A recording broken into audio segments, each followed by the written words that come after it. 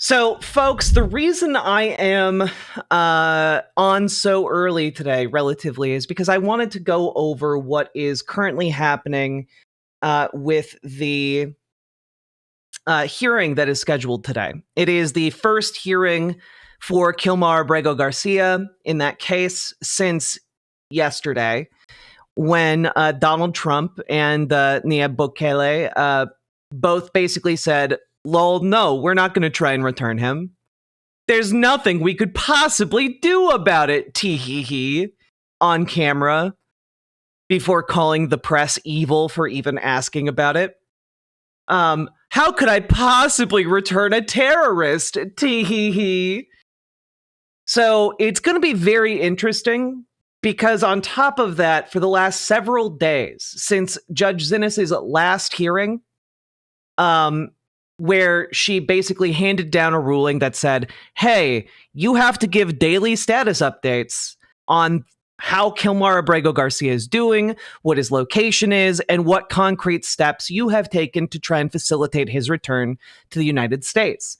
And so far, basically every single filing that has been made by the government in this case has been late.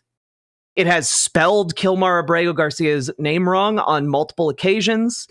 It has refused to give updates on what actions the government is taking to try and facilitate his return. And that's essentially what's happening. Yesterday, Senator Chris Van Hollen announced that if Kilmar Abrego Garcia was not returned by Wednesday, that he would personally be going down to El Salvador to visit CCOT to see the status of Kilmar Abrego Garcia. And I think that's great. I believe another, a Maryland representative in Congress also requested to talk to Nayib Bukele to talk about the release of Kilmar Abrego Garcia. And so that's kind of what's happening right now. Okay. That's like the whole kit and caboodle. Basically, the government has been flouting the orders of the lower court. And just, by the way, just as an FYI, just because it is called a lower court doesn't mean that it does not have power over the federal government. It is a lower federal court.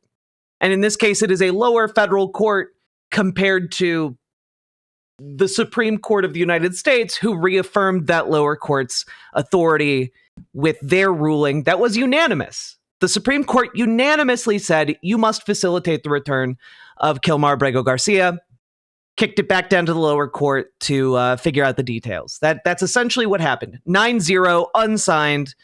And yesterday, in response to both the Supreme Court and a federal judge, Donald Trump said no. So now it's time to kind of go into uncharted territory. And the reason I want to talk about this particular case is largely because this is the ground zero. This is ground zero for what is happening to our constitutional rights. Because what affects Kilmar Abrego Garcia affects all of us. If Donald Trump can disappear a Maryland father of like 5, I think, including an autistic son who's married to a U.S. citizen, if he can disappear someone who is here legally in the United States, he can disappear you. He can disappear your mother, your brother, your sister, your child.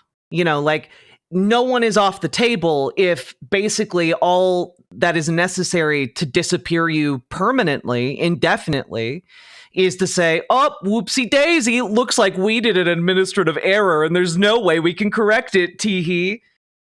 That's essentially what the government is doing. Okay? So we're going to take a look here. And we're going to, yeah.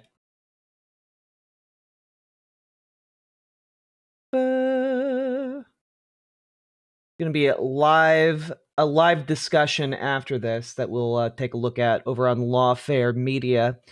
Let's see here. So we're going to be following along with Anna Bauer, who has basically been, she's with Lawfare Media as well. And she's basically been on the beat of who the hell is running Doge. But for today, she is also covering what is happening in the case. Here, by the way, is a statement from Kilmar Garcia's wife as of 14 minutes ago, prior to the hearing. The hearing is just getting underway, so there will be some updates as we go. Of after his disappearance, and I stand before you filled with spirit that refuses to bring down. I will not stop fighting until I see my husband alive. Kilmar, if you can hear me, stay strong. God hasn't forgotten about you. Our children are asking, when would you come home? And I pray for the day I tell them the time and date that you'll return. As we continue through Holy Week, my heart aches for my husband, who should have been here leading our Easter prayers.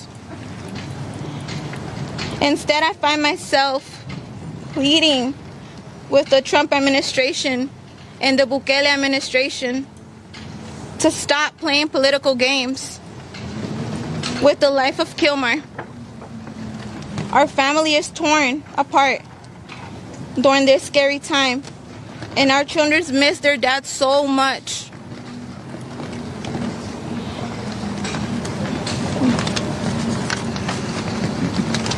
Despite the challenges we continue to face with the U.S. and the Salvadorian government, I hope that the strength of faith and the resilience within us will keep us standing after all the punches we continue to receive.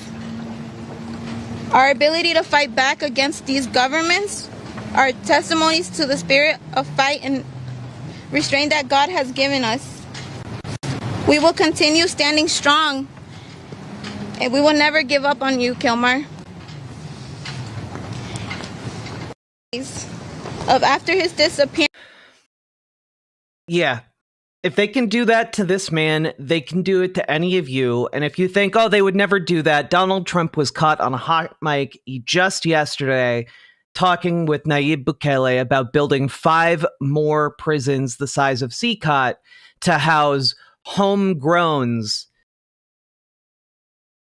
They want to send American political dissidents, people like you, if you are here watching this stream, means people like you, regardless of your citizenship status, regardless of your, gender, race, sexuality. If you are here, you are someone who is opposed to this. And anyone opposed to this, they want to send to these concentration camps. Because that's what they are. If you look up the definition of a concentration camp from the United States Holocaust Memorial Museum, it is a facility outside of the law designed to imprison people. And that is exactly what the Trump administration has effectively constructed for themselves in the form of CCOT detaining U.S. prisoners. So that's why this is important, okay? I'm in Canada, couldn't pay me to visit the U.S. right now. Hey, as someone in the United States who is increasingly chuckling, I'm in danger with more and more volume, might be come to visit you if things get much worse here. Honestly, if this ruling stands, like, it's one of those scenarios where it's like, get your plans together, okay? If nothing is done about this, if this hearing does not actually produce any kind of action, I'm terrified. What I'm hoping is going to happen today is that they're effectively going to start putting people in jail. What needs to happen is that the judicial branch needs to start holding people in contempt and putting them into prison until we get results. That is one of the powers of the judicial branch. And what happens after that is, who is going to enforce those court orders? Who will the U.S. Marshals listen to? And like, that's kind of where we're at. Like, where will the hired guns go? Yeah, the U.S. Marshals. The U.S. Marshals are basically a federal force that also the judicial branch can call to action. And the question would be, who do the U.S. Marshals then listen to? A lawful order empowered by the Supreme Court of the United States, or an unlawful order from the federal branch? Oh, the judicial branch has bent over for Trump at every opportunity. Not this one. Yeah, I mean, like, I understand the impulse to say that because, yeah, they have in a lot of cases, but this is the one case where the Supreme Court unanimously said, no, bring him home. So now we're at what happens? Because the judicial branch is saying no at this particular point. So what happens? And honestly, I don't think it is useful right now to be like, oh man, you know, we're all fucked, because we do not know that. You genuinely don't. Anyone who's telling you they know what is going to happen now is full of shit. So that's all I'm trying to put out there right now. No one knows what's happening. That's why we're covering this. As of 5 minutes ago, the hearing began. Drew Ensign is there for the Justice Department, and Abrego Garcia's case is being argued by Irina Gandhi. I don't know if that's any relation to Gandhi. 2 minutes ago, Judge Zenis notes that the plaintiff has asked for additional relief, discovery request his return, etc. Plaintiff's counsel says SCOTUS ruled that the government must facilitate his release from custody in El Salvador, but there's no evidence of anything the government has done to facilitate his return, which is true. So that is where we're at. Gandhi, in this case, is spelled Gandhi, so Gandhi, maybe? Do you think there's merit to the martial law fears? Yes, but also, like, it doesn't meaningfully change what we have to do. It doesn't matter what they say, Trump will ignore them. Holy fuck. I guess we have to walk through this again. They gave him immunity. They gave him immunity as long as he is operating within the Constitution. That was the ruling that was handed down. If he's operating outside of his role as president, he does not have immunity for that. He has immunity for official acts within his constitutional authority. Anyone who is saying they gave him blanket immunity, that's just not true. That is just not the case. And I've talked about this so many times. Okay? Additionally, it doesn't matter what they say, Trump will ignore them. That is why we are looking at this particular hearing. Because there is a possibility that this is not just he's going to ignore what they say, because the U.S. Marshals would then be called in to put people in jail. Okay? Does that make sense why we're paying attention to this? If you genuinely believe it doesn't matter what they say, then you shouldn't be here. You should be digging your bunker. You should be out in the backwoods, stockpiling. You should not be online. You shouldn't be here saying shit. You should be out in the countryside organizing your militia. But it does matter. That's why you're here. A lot of people saw, Donald Trump has immunity and just said, they have his blanket immunity. No, that is not the case. Thoughts on Senator Chris Van Hollen going to El Salvador to try and return Kilmar? It might be one of the only things that is keeping him alive. If he is still alive, senators taking interest in his welfare will keep him alive. It's immunity for oh my God.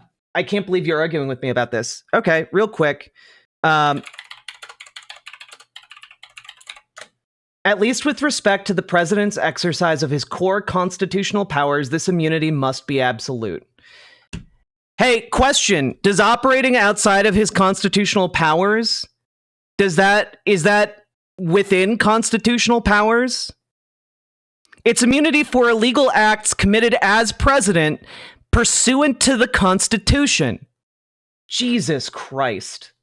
I mean, like, goddamn. You can even take a look at the actual ruling here on Wikipedia. Let's take a look. Yeah, let's see. Vacating the decision from the Court of Appeals and holding that the president had immunity from criminal prosecution for acts conducted under their core constitutional authority as president, and presumptive immunity for all official acts, but did not have immunity for any private acts. So that is not the same as, oh, the president can just do whatever he wants. They're not gonna, they've already said what he did was illegal. What the fuck do you want? Like, holy shit. They're not, yeah, I don't understand how to convey to you that the Supreme Court gave a unanimous decision against the president. How is this not getting through your fucking skull? How are you not understanding that? Oh my God. Also, you could go on believing the courts are going to save us. Fuck you. Fuck you. It isn't. I don't understand how you have been able to watch this show and come away with that idea. I've seen you in chat before. I know you have seen me do this show. I know you've seen that.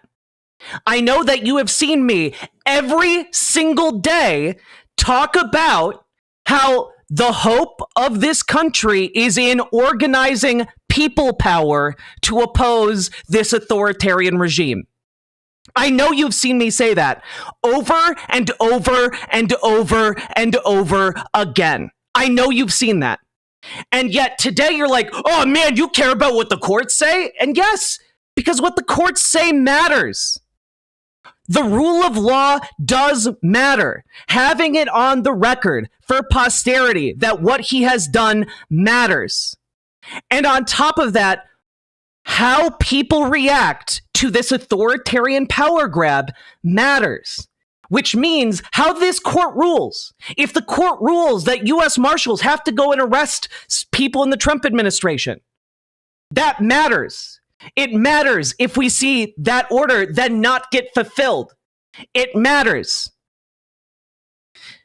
Our institutions and defending them matter. And like, I know you are probably black-pilled as fuck right now because there are a lot of people who are like that. But the courts haven't stopped him yet. They have. In hundreds of cases already. People have been saved from deportation. People have been given their jobs back. People have been fighting the good fight. And you shit on every single one of them when you say, oh, it doesn't matter. When you say it doesn't matter, it empowers those people who want it to not matter. You make them more powerful every single time you say it doesn't matter. Okay? You help the enemy every single time you say it doesn't matter. Every single time you empower the Trump administration. As far as I'm concerned, every single time you say, oh, it doesn't matter, you are helping the fascists. I understand the courts alone will not save us. Look, Jack, you said it yourself. If something happens, great, but it won't. Oh, wow, incredible. We have a time traveler here, everybody. Somebody who can prognosticate 100% accurately. My God, why are you even here wasting your goddamn time when you could be playing the stock market and making billions? Wow! You fascist sympathizing motherfucker! I'm timing you up for 24 hours, and that is one of the greatest acts of charity I can muster right now. Come back when you are not a black-pilled piece of shit. Well, I guess you're right, but nothing will happen. Fuck you. Fuck you for empowering this administration to keep people in concentration camps. Chat. Don't let doom turn you into a quisling. We fight until the end. Like, I struggle in my brain and in my heart to understand people who look at the one piece of leverage we have to get people out of concentration camps and say, oh, well, that won't work. Fuck you. That's the one way we have of getting them out of there. That is the one way out. Fuck you. Oh, what? Are you gonna go form a little militia and invade El Salvador and break them out of a prison? You gonna fight the entire El Salvadoran army? No? Oh. Okay then. What are you gonna do to get Kilmar Abrego Garcia home? What are you gonna do? Do you have any leverage? No? Oh, well, I guess you're gonna spend your energy and time telling people not to be informed about what's happening in the courts. You came to a stream specifically titled Today's Hearing on Kilmar Abrego Garcia to say, oh, the courts aren't going to do anything. The courts have to do something, motherfucker. It's not the one way. We're going to have to find another way. I'm open to ideas. What are the ideas you guys have? What are the other ways you're going to bring him home, if not by a court order? If you're just like, oh, well, you know, we'll invent a new way. Yeah, sure. Maybe we'll invent, a teleporter technology and get him out that way. Yeah, totally. Yeah, hypothetically, you could, I guess. Yeah, John Doe is not a troll. He's been here before. Can the Hague help? No. Like, genuinely, like, I'm open to other ideas here, but short of forming a militia army and marching to El Salvador, I cannot think of a way to get him out. We can't rely on Trump to bring him back. Democrats are going to have to do it. How? What is the mechanism? What is the mechanism for Democrats to bring him back? I want to know, like, what is the mechanism? Senators from Maryland are going. Senators from Maryland do not have the ability to break him out of that prison. Even if AOC went, she does not have the power to break him out of that prison. What she can do is bring, and what Chris Van Hollen is doing, is increasing political pressure, which is good. That will keep him alive. That will not get him out. And like, that's the problem. We need to build political power and break this administration and oust them from power here. That's really the solution to literally all of our problems right now. A mass protest, mass mobilization on the 19th, by the way. However,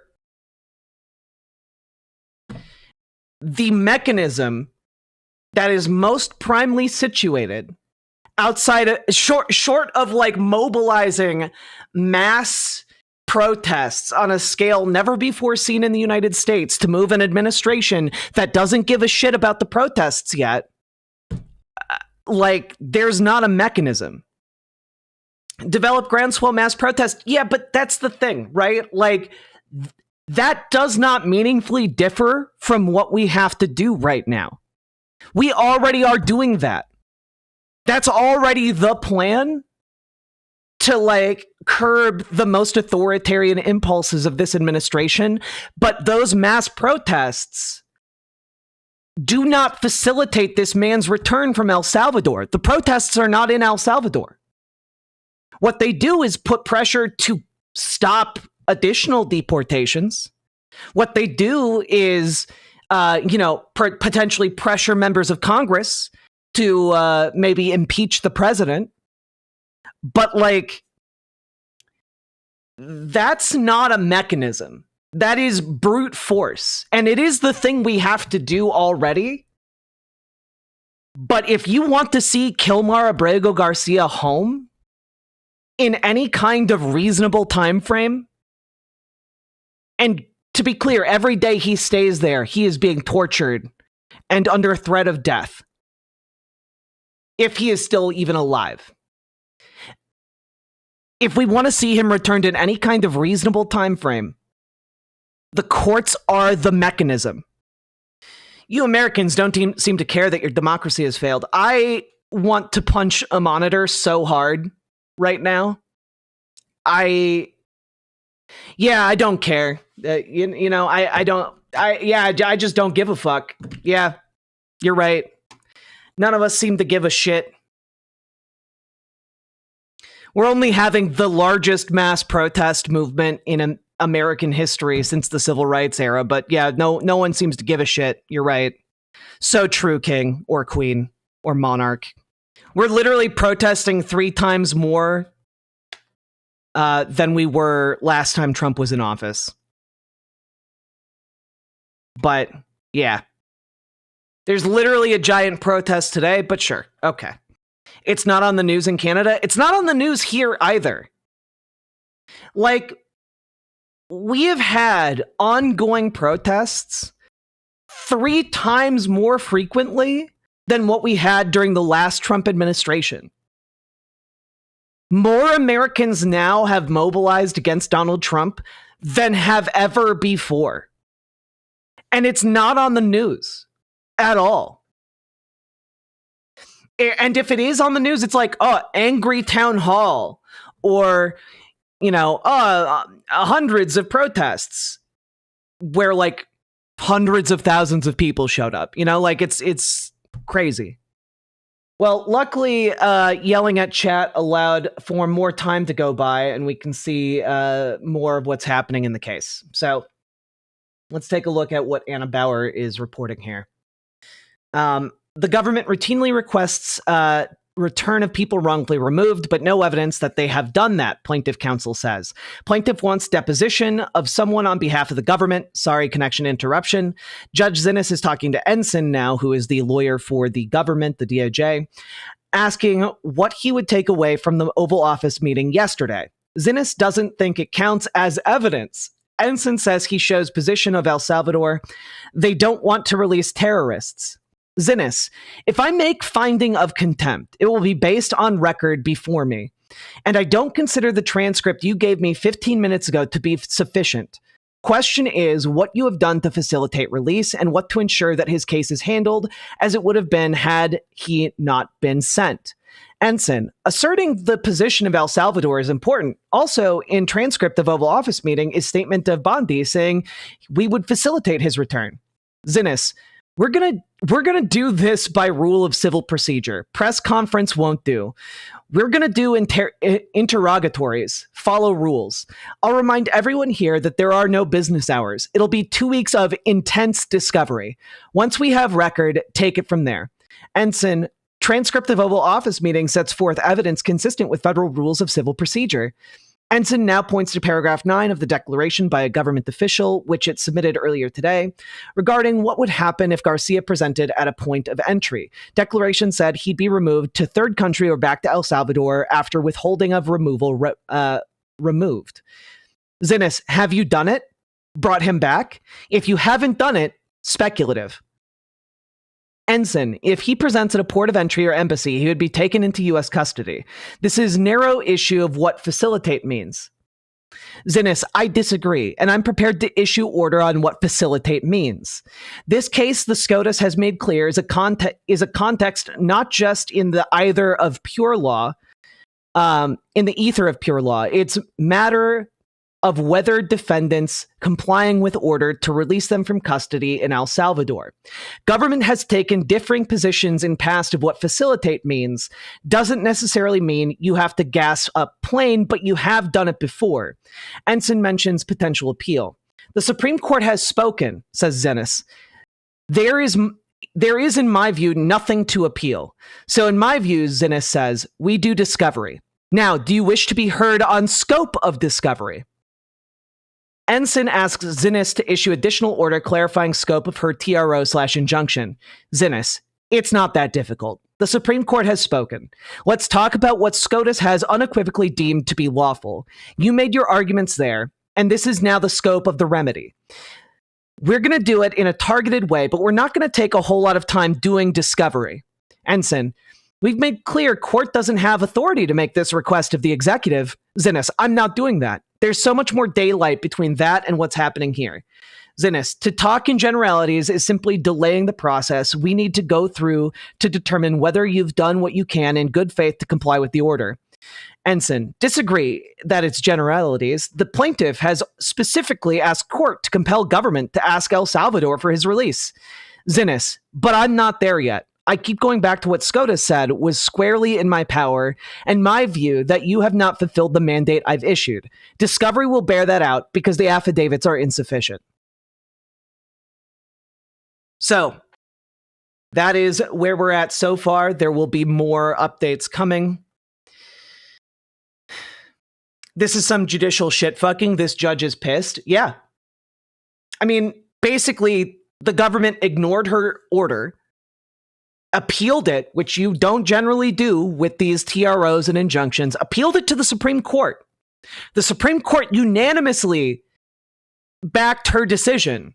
It's now back in front of her, and they're still arguing, oh, you can't make us do that. And it's like, we're not even to that point yet. Right now, she's just talking about contempt.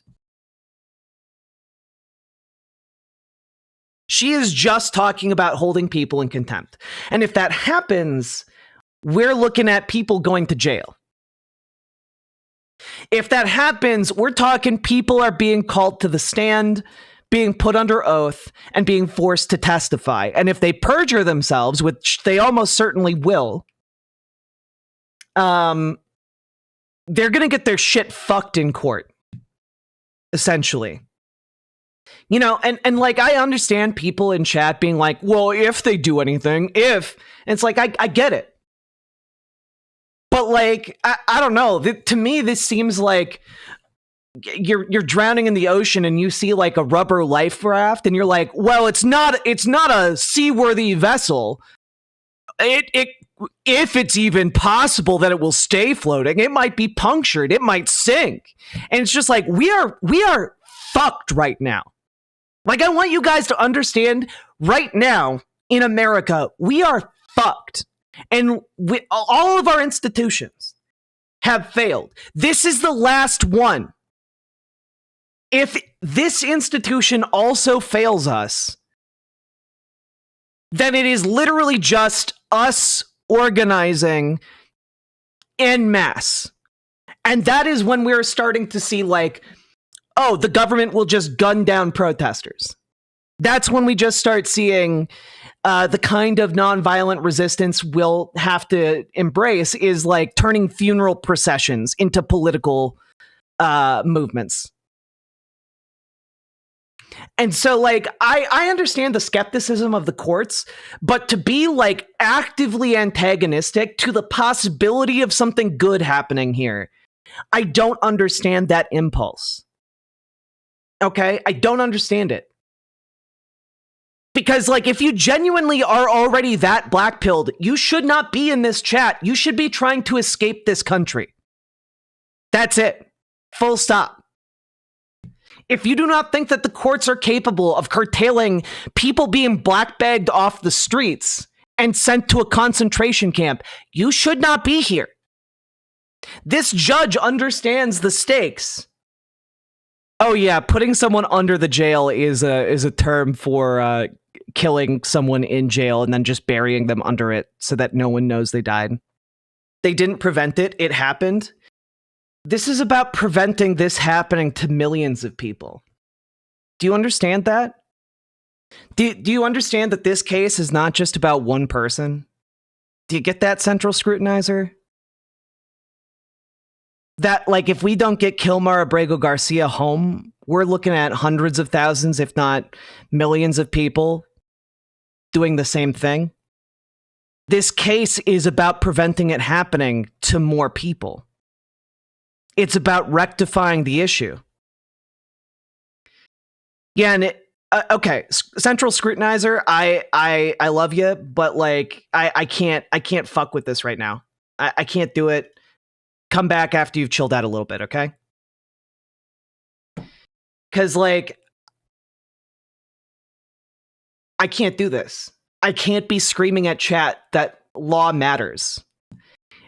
Like, is it an imperfect device for getting us the end results we want? Yeah. But if we simply help the government tear up law, we're double fucked. This is one of the tools we have to stop the authoritarianism. If you're ready to just say, fuck it, we ball, rip up the law, time to go to civil war, like I don't understand what you are doing here in a live stream about legal proceedings.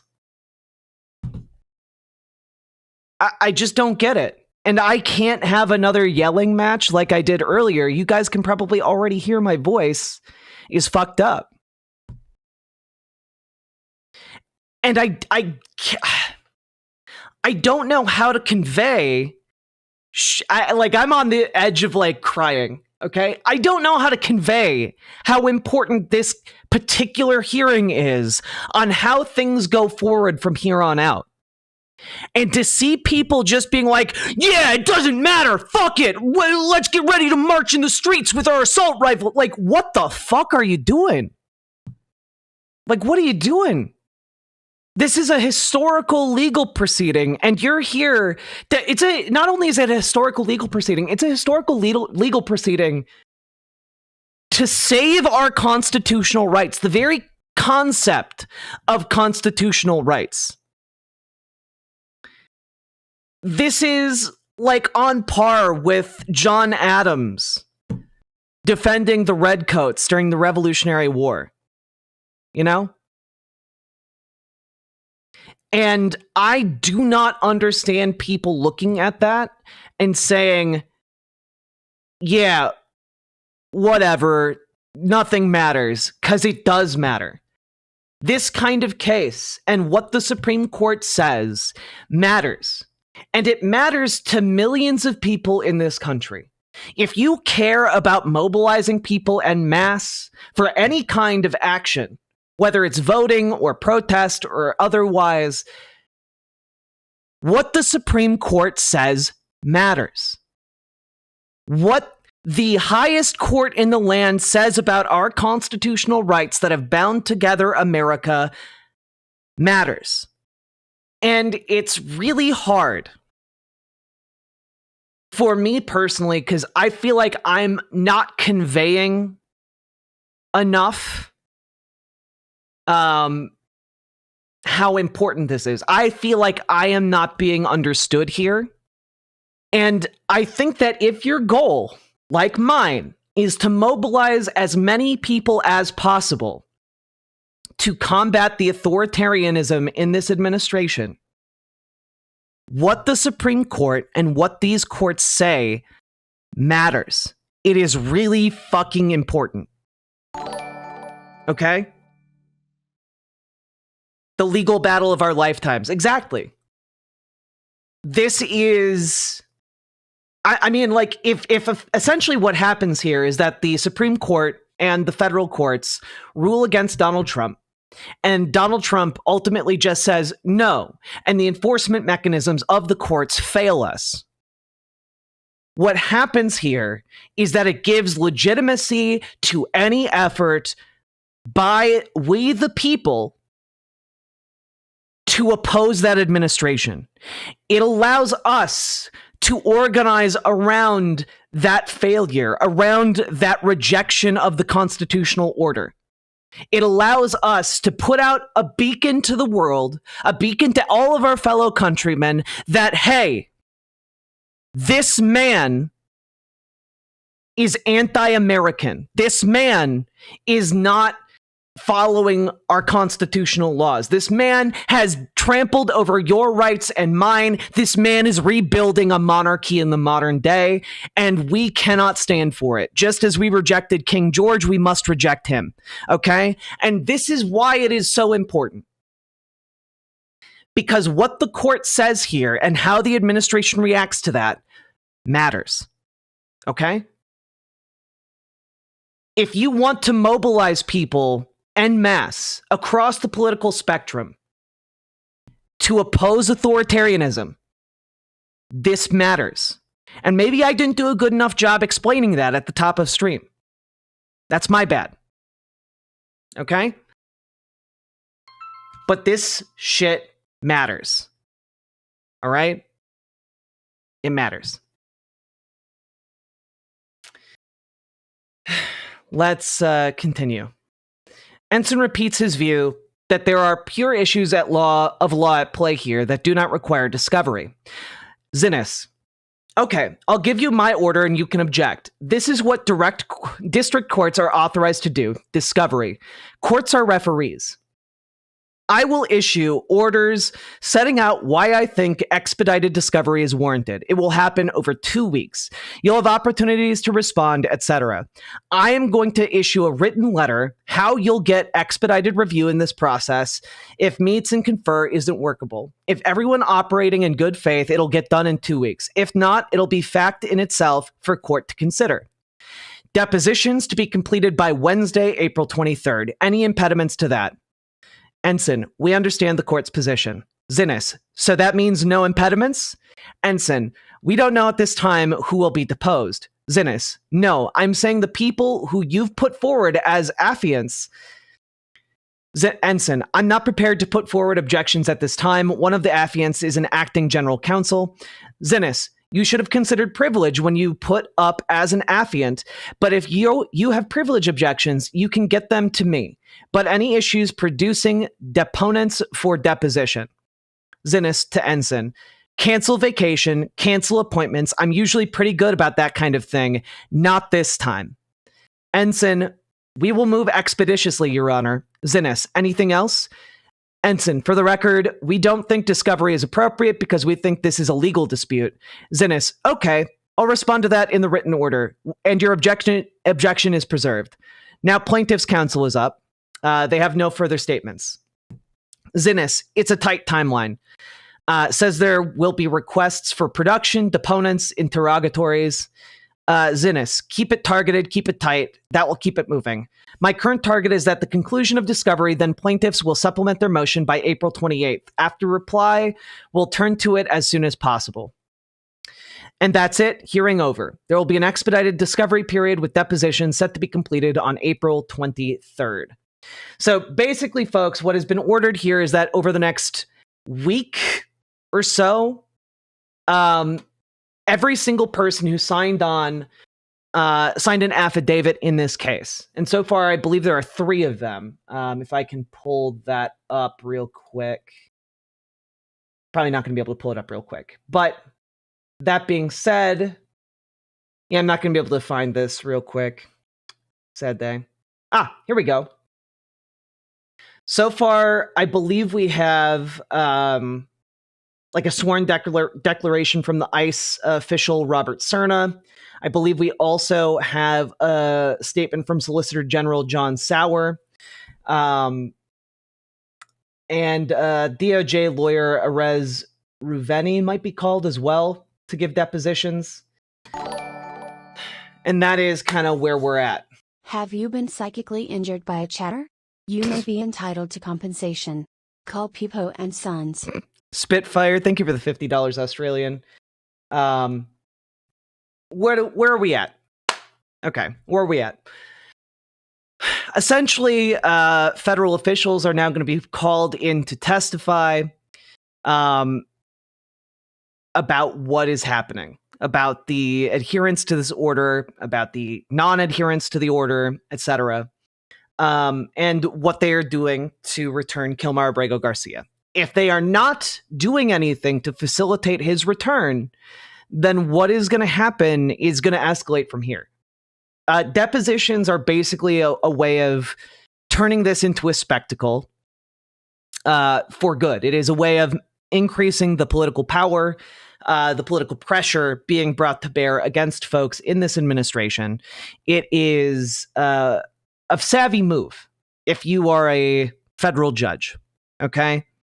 Is the Maryland father a citizen? No.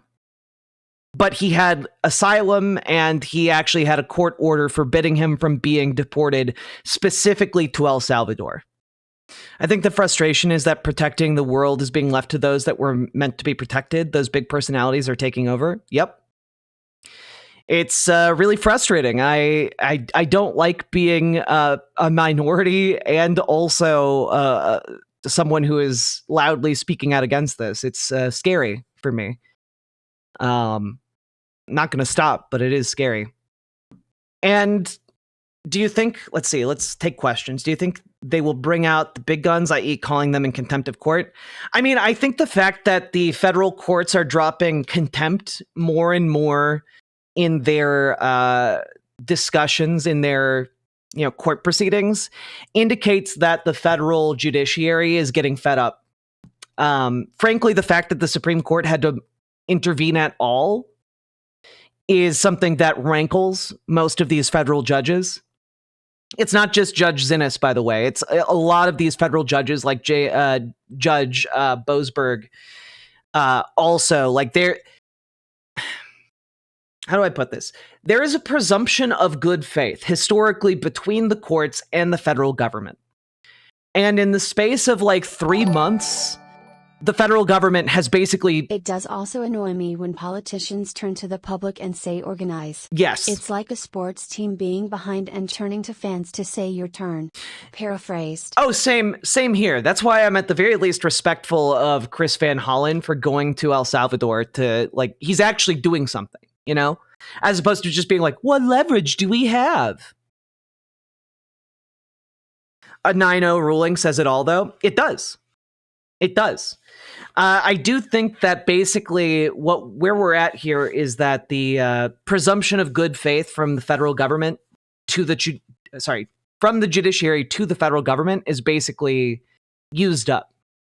And I think that, folks like Stephen Miller going out and lying about the court outcomes, the rulings and such, I think that is not going to sit very well with the court, frankly.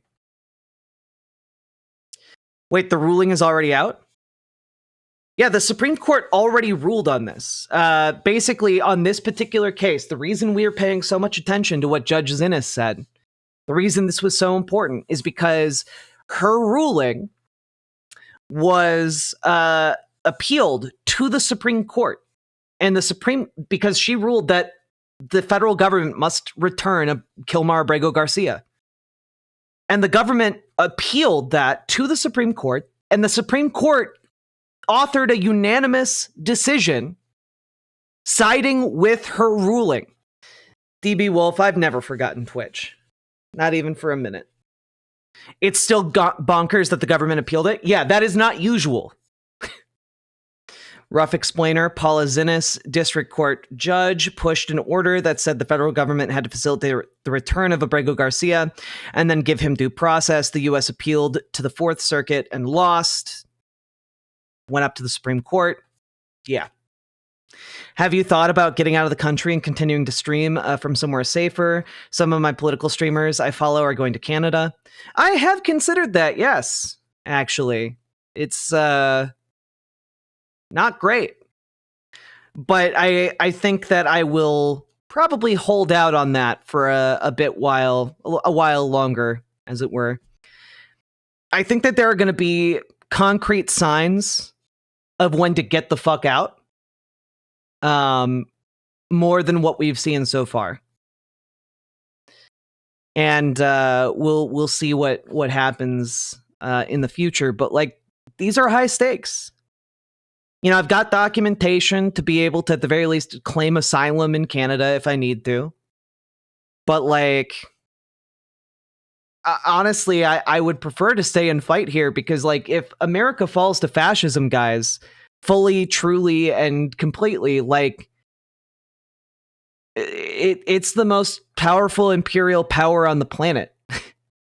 We have more nukes than any other country on the planet. Like, a nuclear fascist state. Nowhere is safe. The U.S. appealed to SCOTUS. SCOTUS said a few things. Abrego Garcia was required due process. Zenis' order was valid, but the term facilitate is nebulous. The original order was time-locked, so it was mooted, but remanded back to Zenis for a new order that clearly stated what facilitate meant. That was per Korean with no rebuttal. Yeah. We have more than nukes now. We have drones and cluster bombs. We're not in a post-nuclear era. That's just fantasy. Like, we had cluster bombs during World War II. And you can argue, yeah, we have drones and cluster bombs. We have all kinds of weapons to kill people, but none surpass the nuclear weapon. The scale is just not comparable. Well, I don't know that we have enough nukes to nuke the world many times over, but we have enough nukes to, like, wipe out a sizable number of cities to the tune of probably billions of people. They also stated that the definition of facilitate must respect Article 2 divisions of power. Yeah, it's all really bad, guys. There are enough nukes globally to wipe us out 3 times over or something like that. Okay, here's a rabbit hole that takes us away from what we've been talking about, but I think humanity would survive nuclear war. Like, civilization might collapse, but I think humanity would survive. We'd eventually rise from the ashes. No one wants to do that.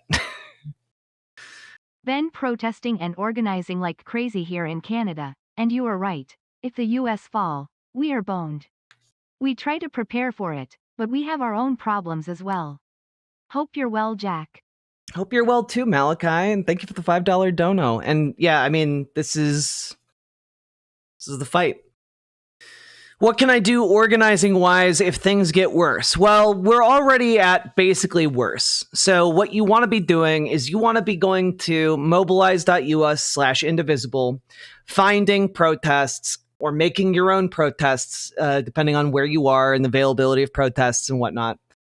You want to be participating with Indivisible. You want to be participating with 5051. You want to be showing up to these protests. You want to be showing up to Tesla takedown events. You want to be showing up in as many ways as you can. You want to be calling your senators every single weekday.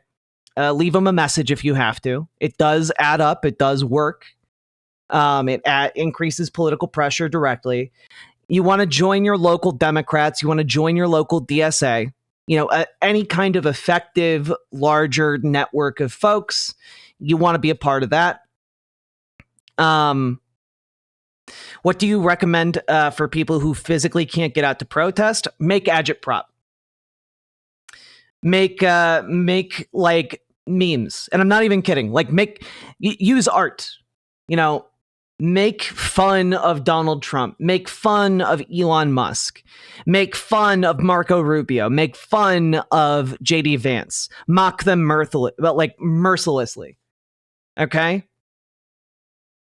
Agitprop. Here, I'll type it out. There you go. Make memes. Make memes. And you might be like, well, that doesn't matter. Actually, taking the piss out of authoritarians matters a lot. It helps motivate people. It helps people see them and recognize them as the small, wormy things they are. Shit posting is praxis. If you cannot get out, that is one of the biggest and best things you can do. Because you know what? What's great about memes? You can make memes with fucking stick figures. You do not have to be artistically talented in order to make a good meme. Okay? Worked literally for hundreds of years. Exactly, Underground Uncle. Memes in the early days of the printing press helped topple empires and kings.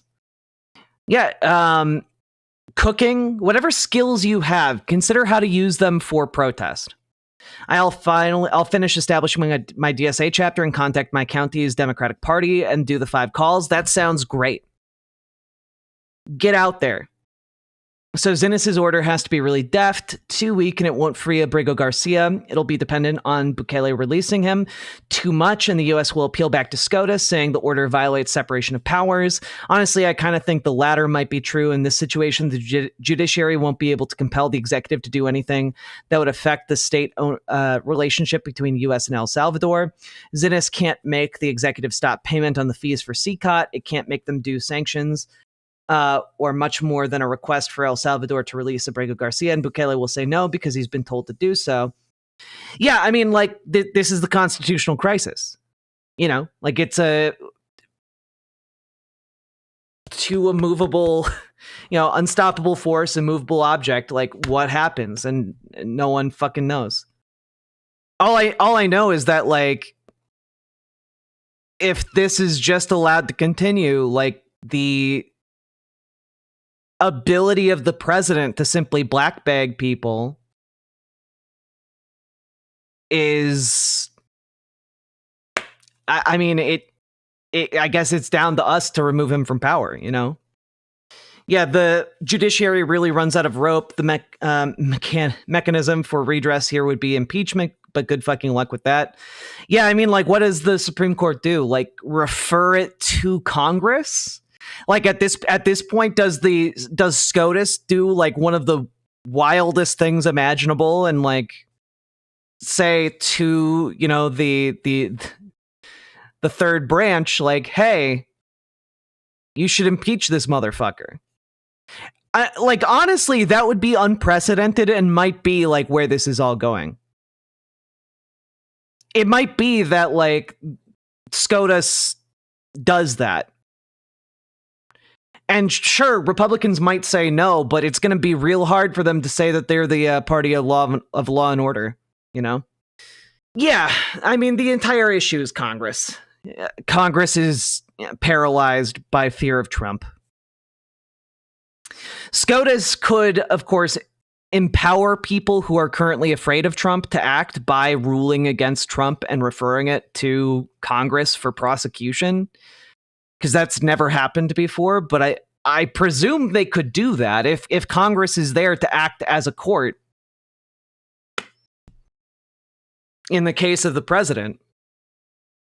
It might honestly be a thing where there needs to be a campaign to pressure Republicans into impeachment. Yeah, I mean, genuinely, that might need to be the case. We might need to mobilize to pressure Republicans to do that. Honestly, if you live in a red district, I would recommend starting to do calls to your Republican representatives to that effect.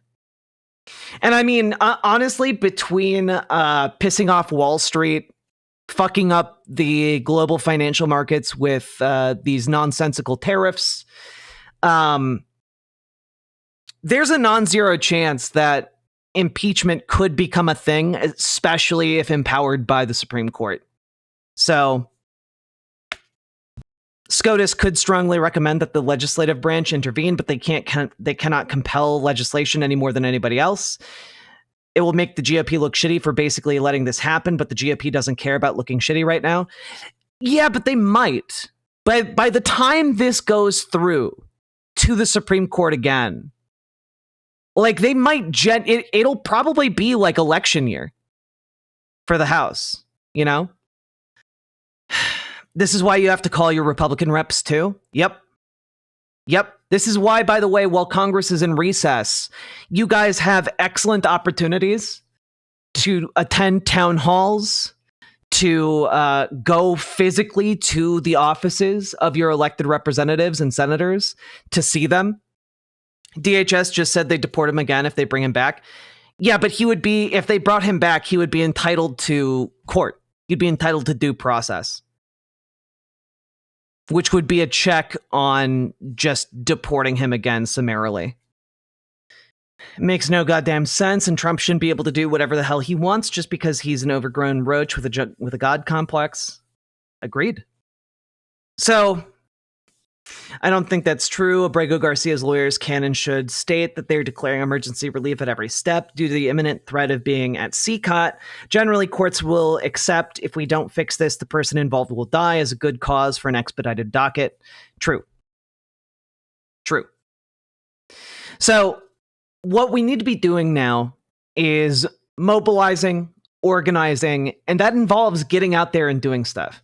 Honestly, if you're in a small town, like, worth making a little sign and going out and protesting, even if it's solo, even if it's just you and a handful of friends. It's worth doing. Worth using every amount of power you have to get other people to join you. So if Zenis has her order by the end of the month, it'll be back at SCOTUS by October-ish. And honestly, by October, I mean, we're a year away from the midterms? I think that might be close enough for people to start panicking about the state of the economy, the state of our civil rights, and honestly, I think it will be. It's not going to be pretty.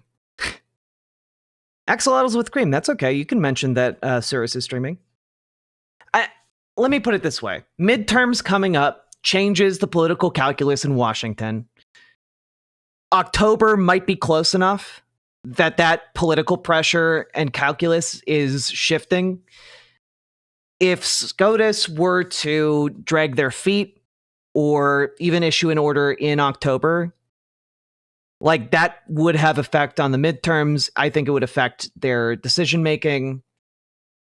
And I think that pressure is only going to grow on them as the economy worsens, because there's no way Trump is making this better.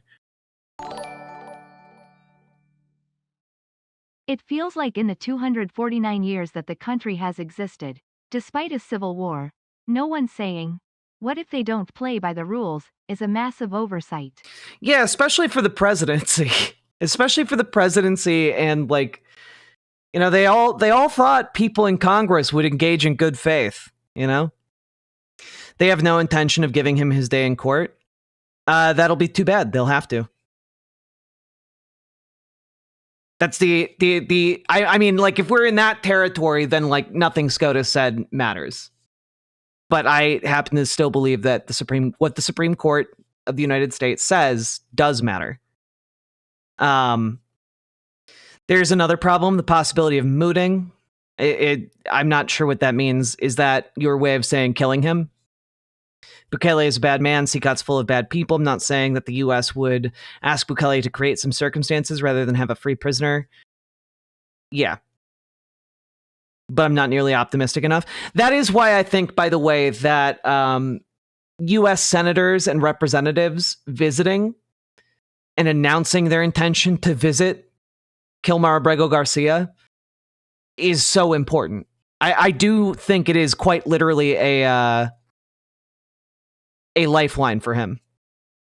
Is impeachment really going to result in anything? Trump was impeached twice before. If Donald Trump is impeached by this Republican court, then they have the votes, or this Republican court. If Donald Trump is impeached by this Congress that is dominated by Republicans, they have the votes to convict him. Yeah, honestly, one of the most effective tools you have at your disposal right now is the ability to go yell at senators and Congress people as they're on break from Congress. They come back in a week and a half.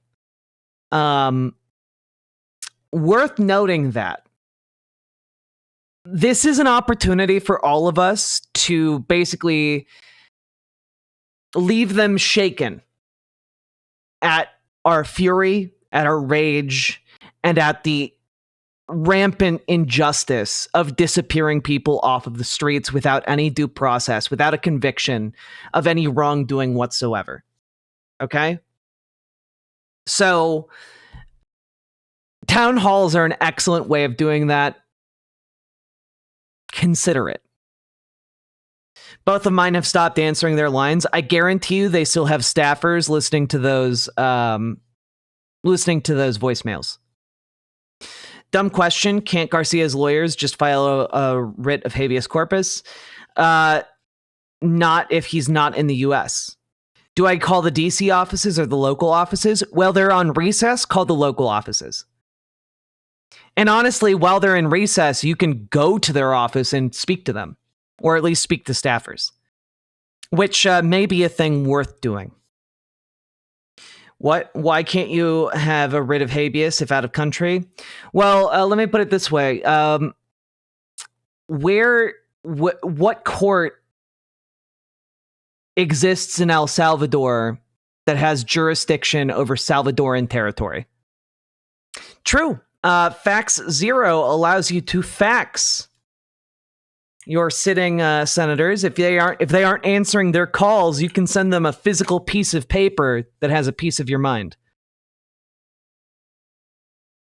Well, writ of habeas corpus does help if you are still held inside of the U.S. Writs of habeas have stopped people from being deported under the current administration already. But if they aren't in the U.S. anymore, then it's kind of a moot point. What would it be more effective of me to visit the office of my congressman sometime this week or over calling them right now? Do both. Calling them only requires a couple minutes of your time. Worth going to visit them as well. Yeah, walking neon carpet. If you can't find a chapter for DSA in West Virginia, make one. You can make one. In DSA.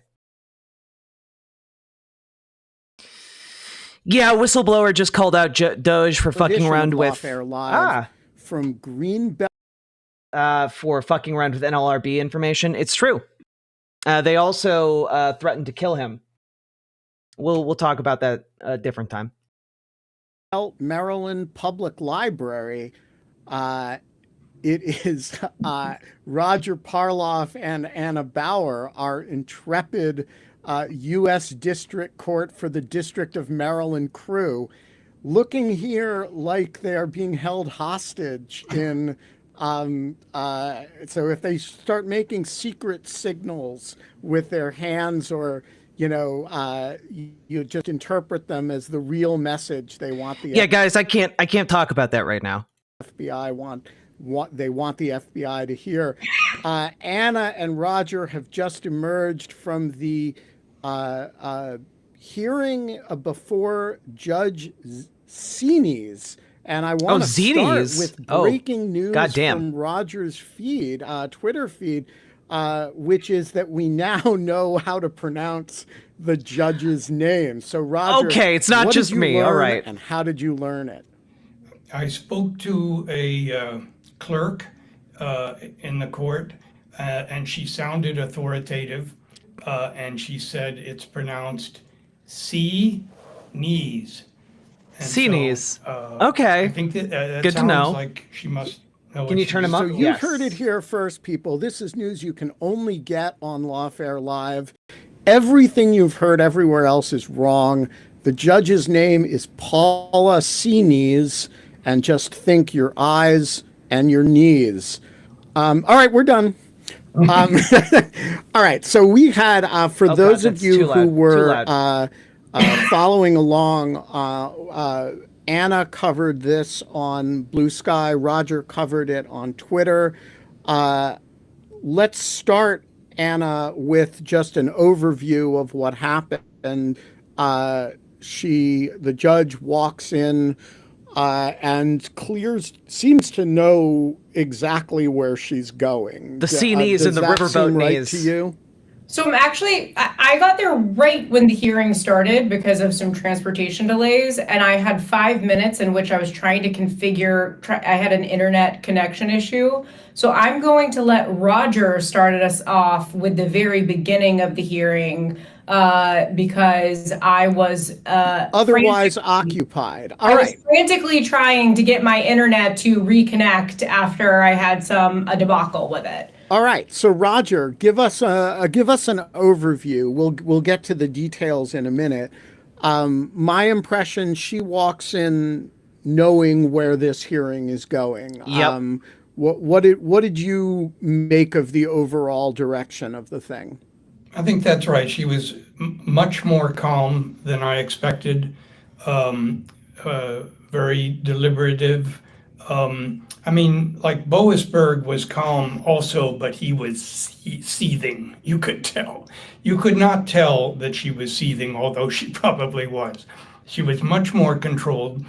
And I had the impression that, well, it was pretty obvious she's already got an order 9/10 written that she's going to release this evening, ordering discovery. But she just controlled, asked the plaintiffs, you have a motion pending. Do you want to speak first?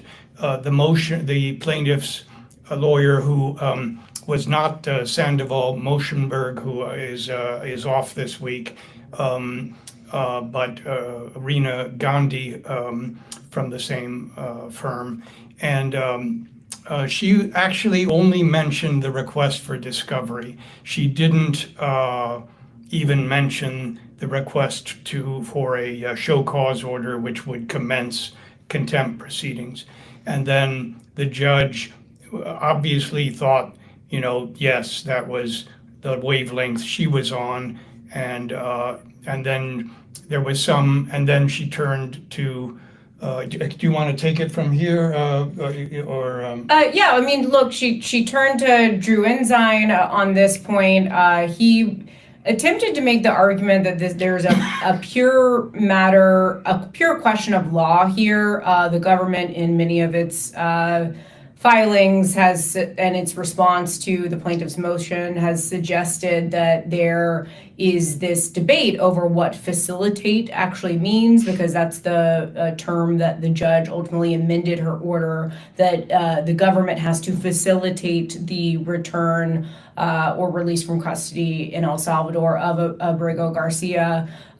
So Ensign raised this question of whether discovery is even needed because, they think that there's this question of law. There are questions about whether or not the judge has authority to, compel them to request from El Salvador, a foreign sovereign, that they release this guy. The judge, of course, responded that, but I haven't even gotten there. I haven't compelled you to request anything.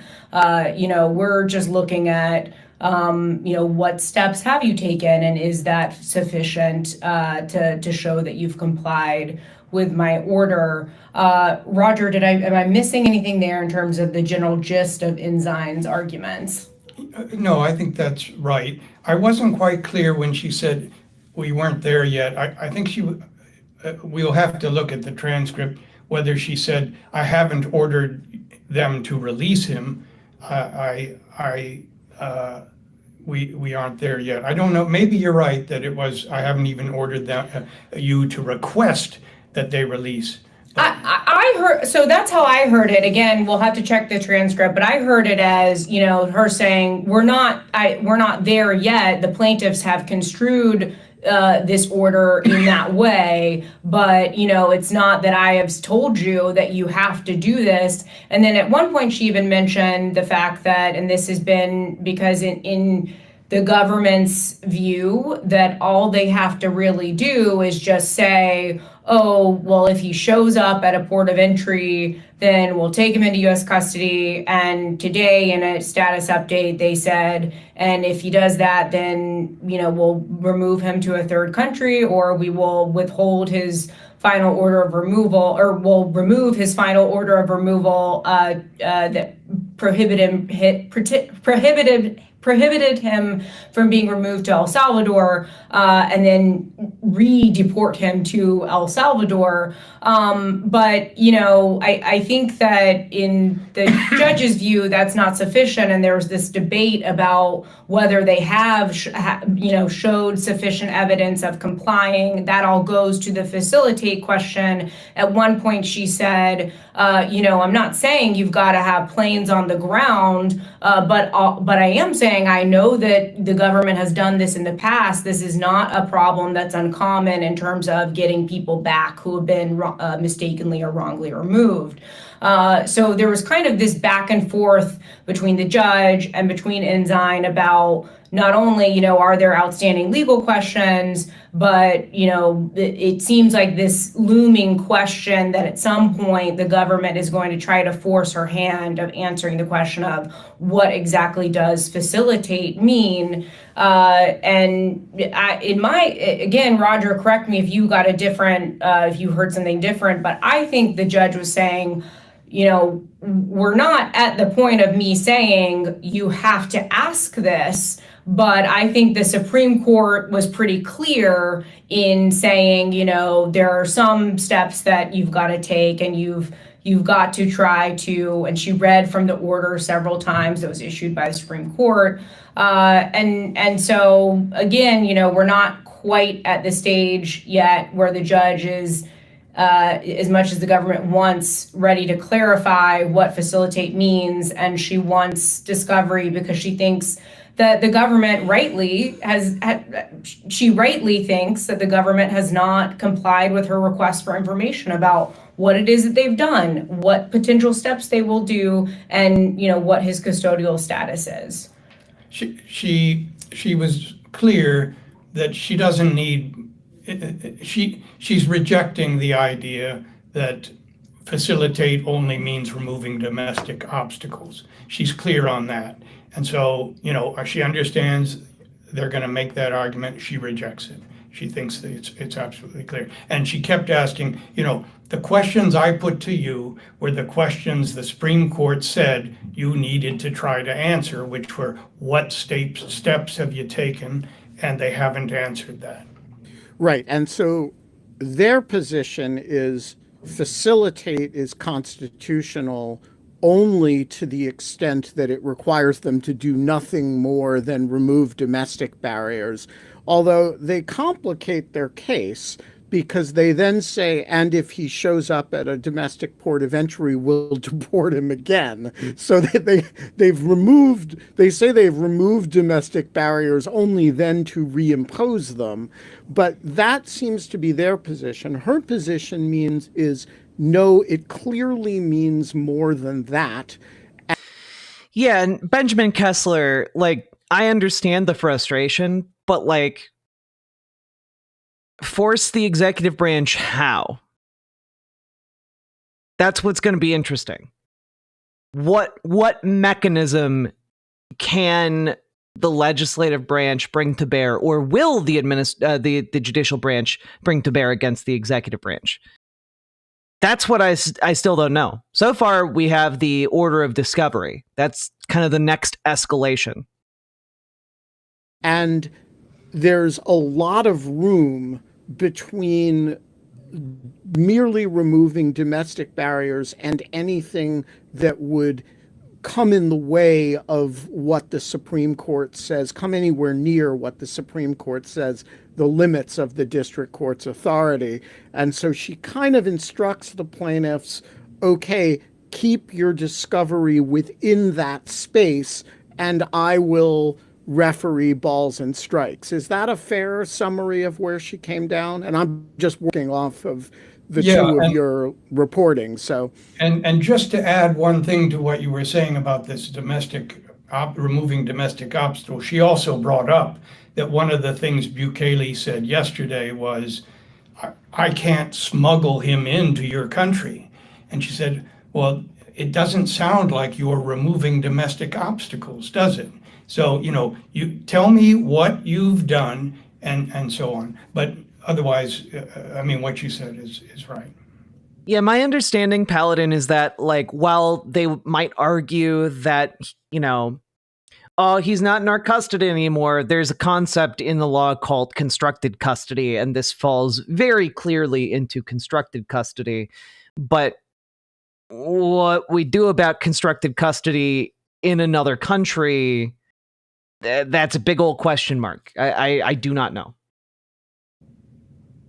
All right. Yeah, I think that's right. And we did also get some more information from her about, we're still waiting for a written order, as Roger mentioned. It seems. Well, yeah, that is John Bainbridge. Why earlier I was talking about U.S. Marshals being called upon to jail people for contempt.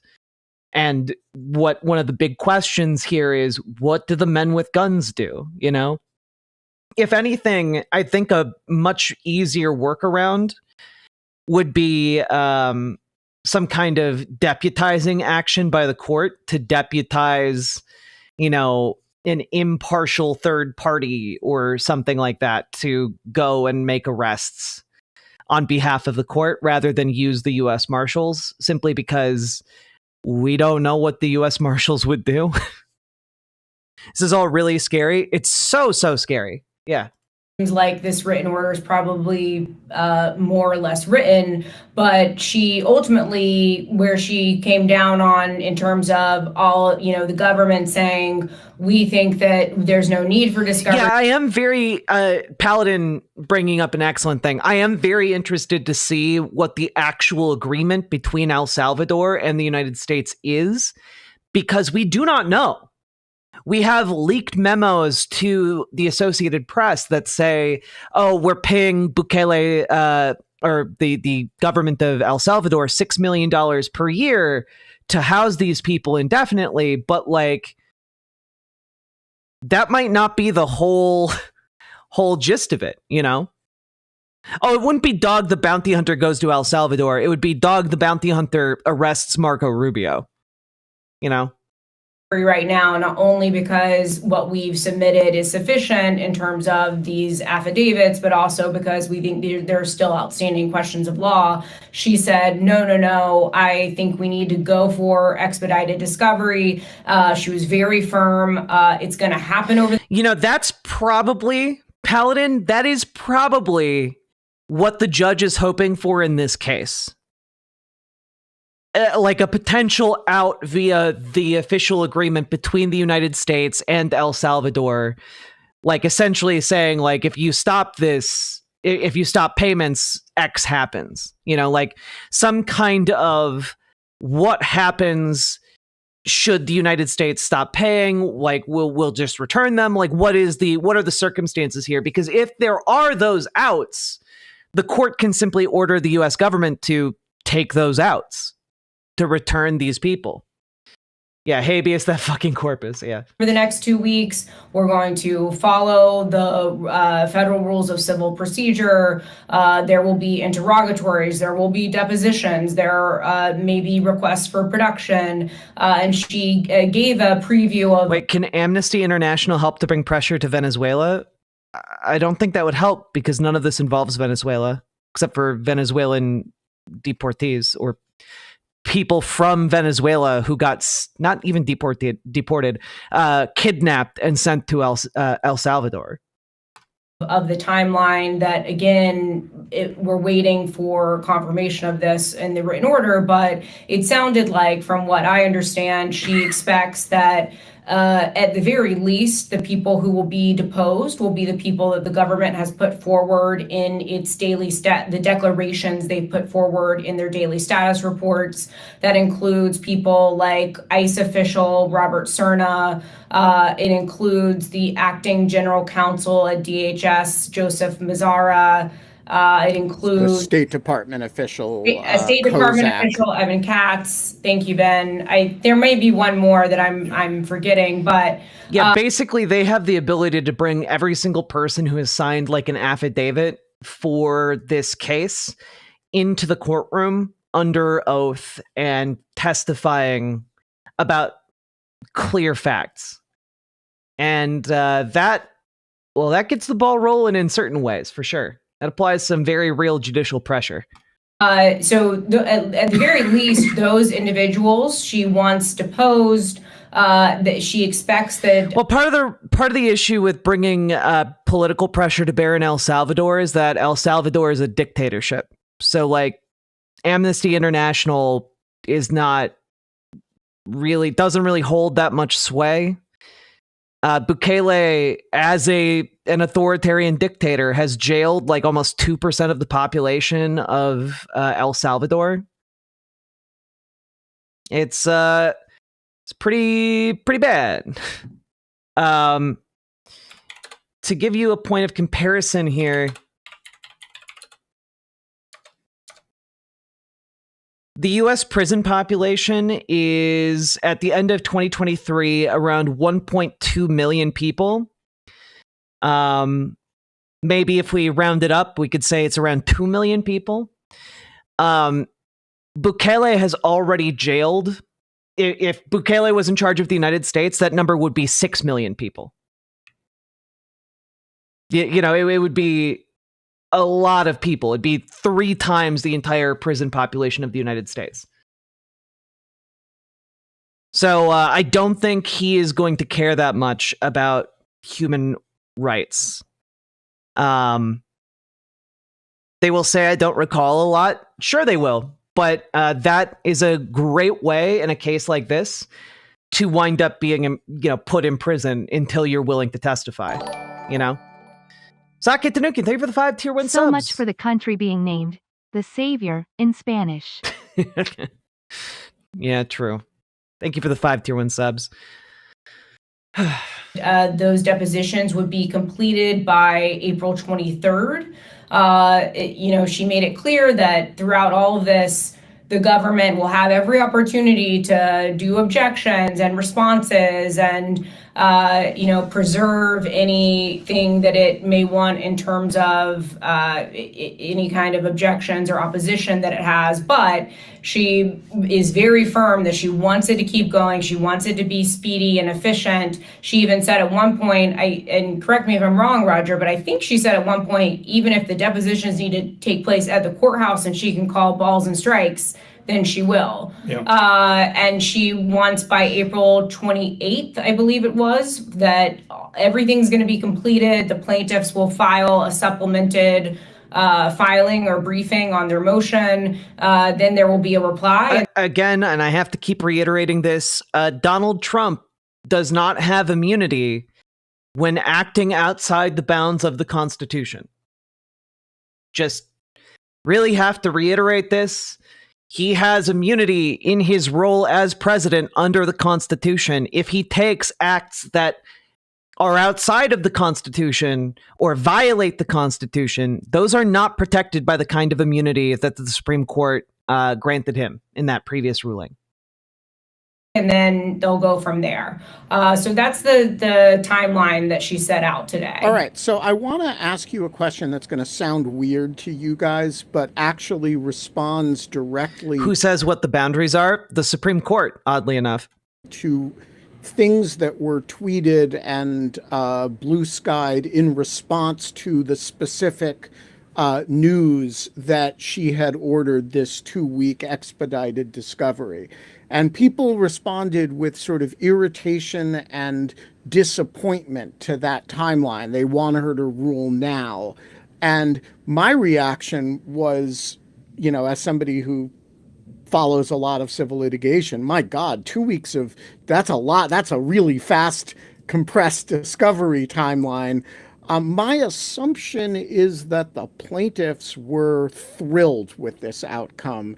I noticed that they didn't object, but do we have any sense of whether, Abrego Garcia's lawyers here were irritated at the slow-moving pace of civil litigation and the court system, or were they, this was all they could hope for reasonably, and they were excited by it?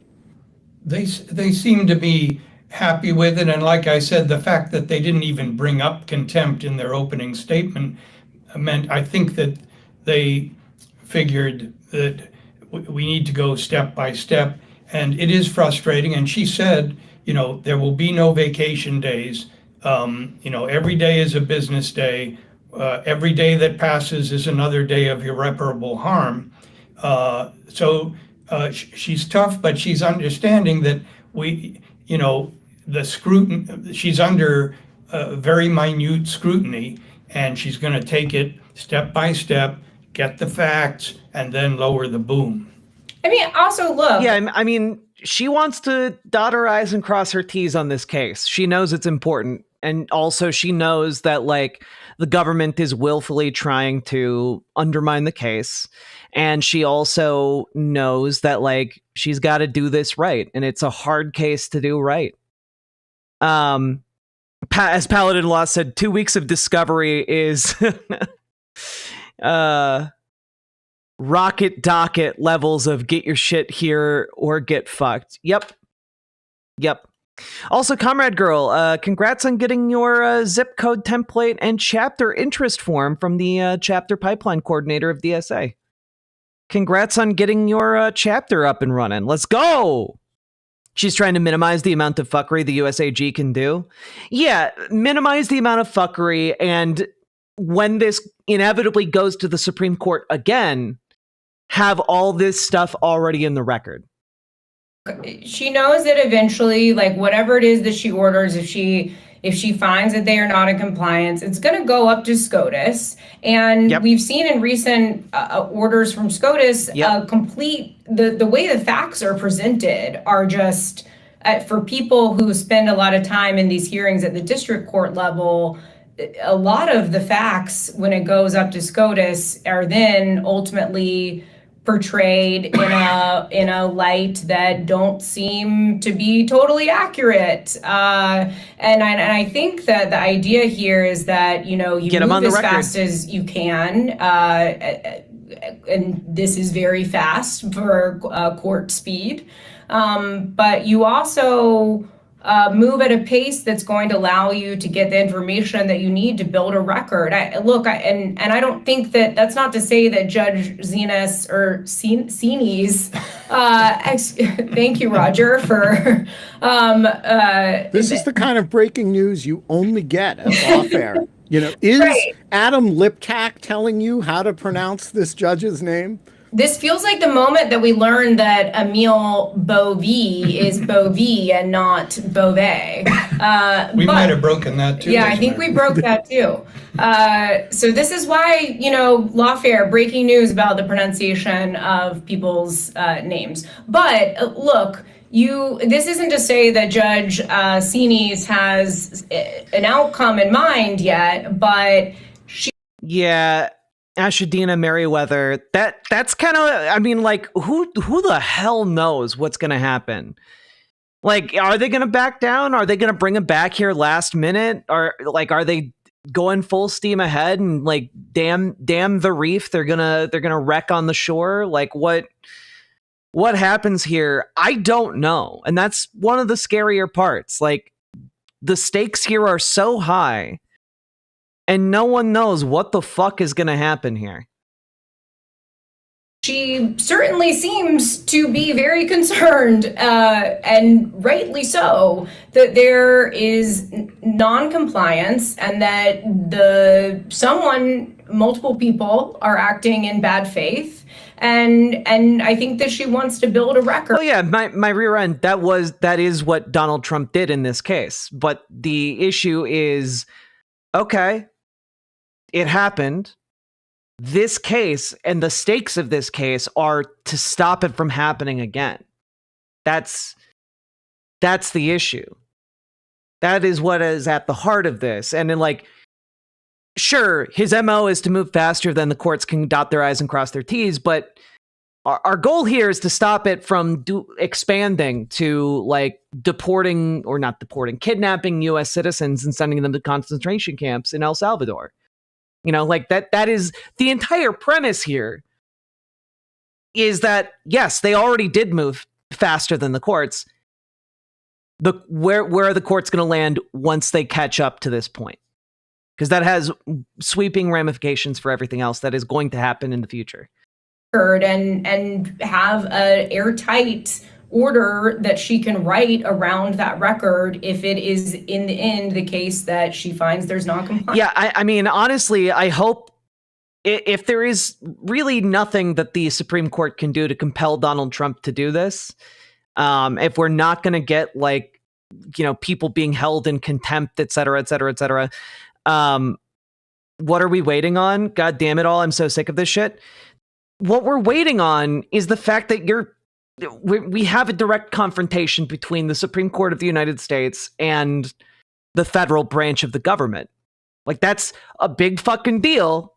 This lady, this judge, wants to have all the evidence deposed and ready to be presented to the Supreme Court.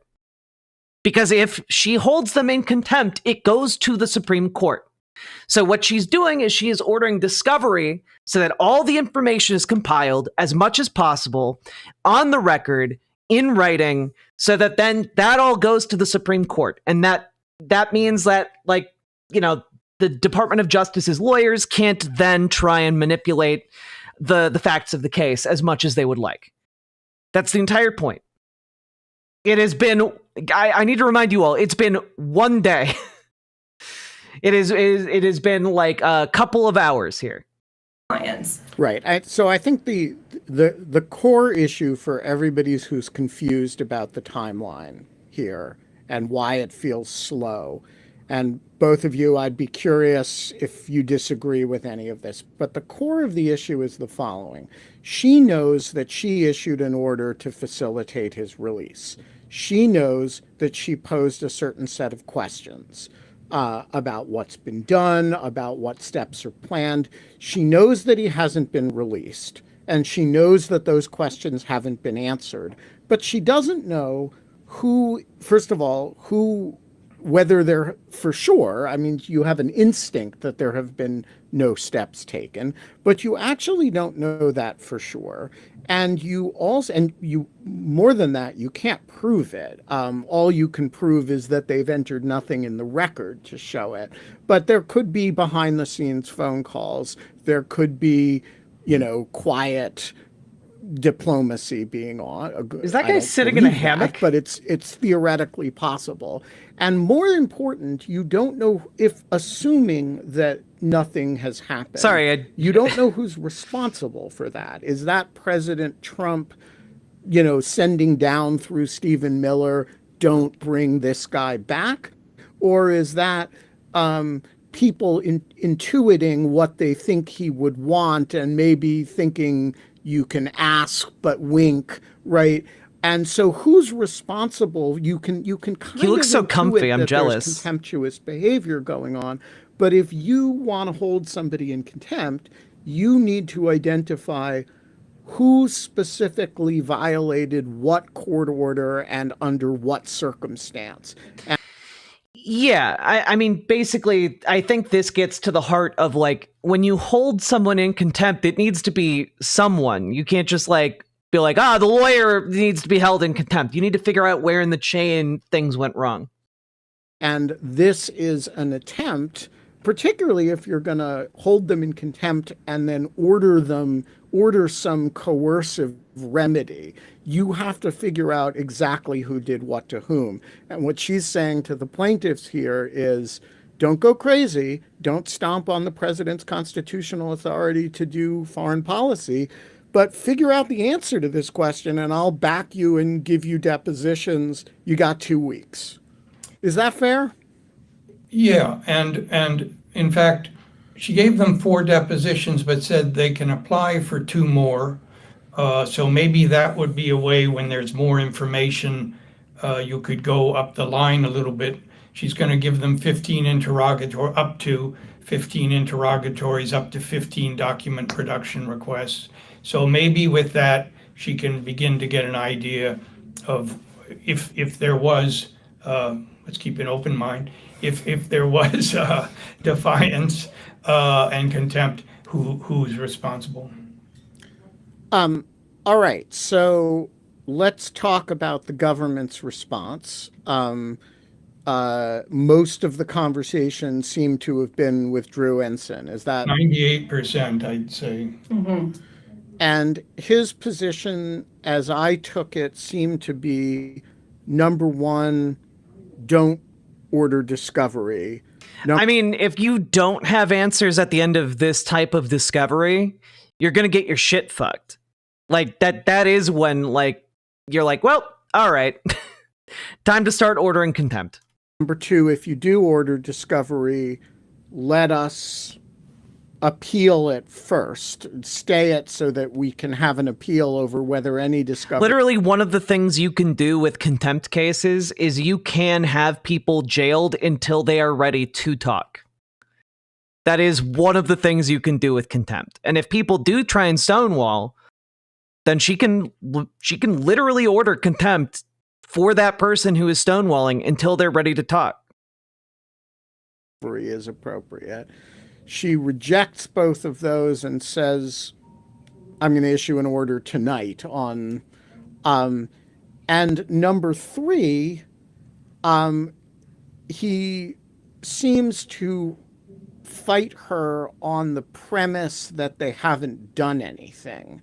And his, at least as I read your guys' tweets, the evidence that they'd done anything was really limited to the text of the meeting in the Oval Office yesterday between President Trump and President Bukele. Is that correct?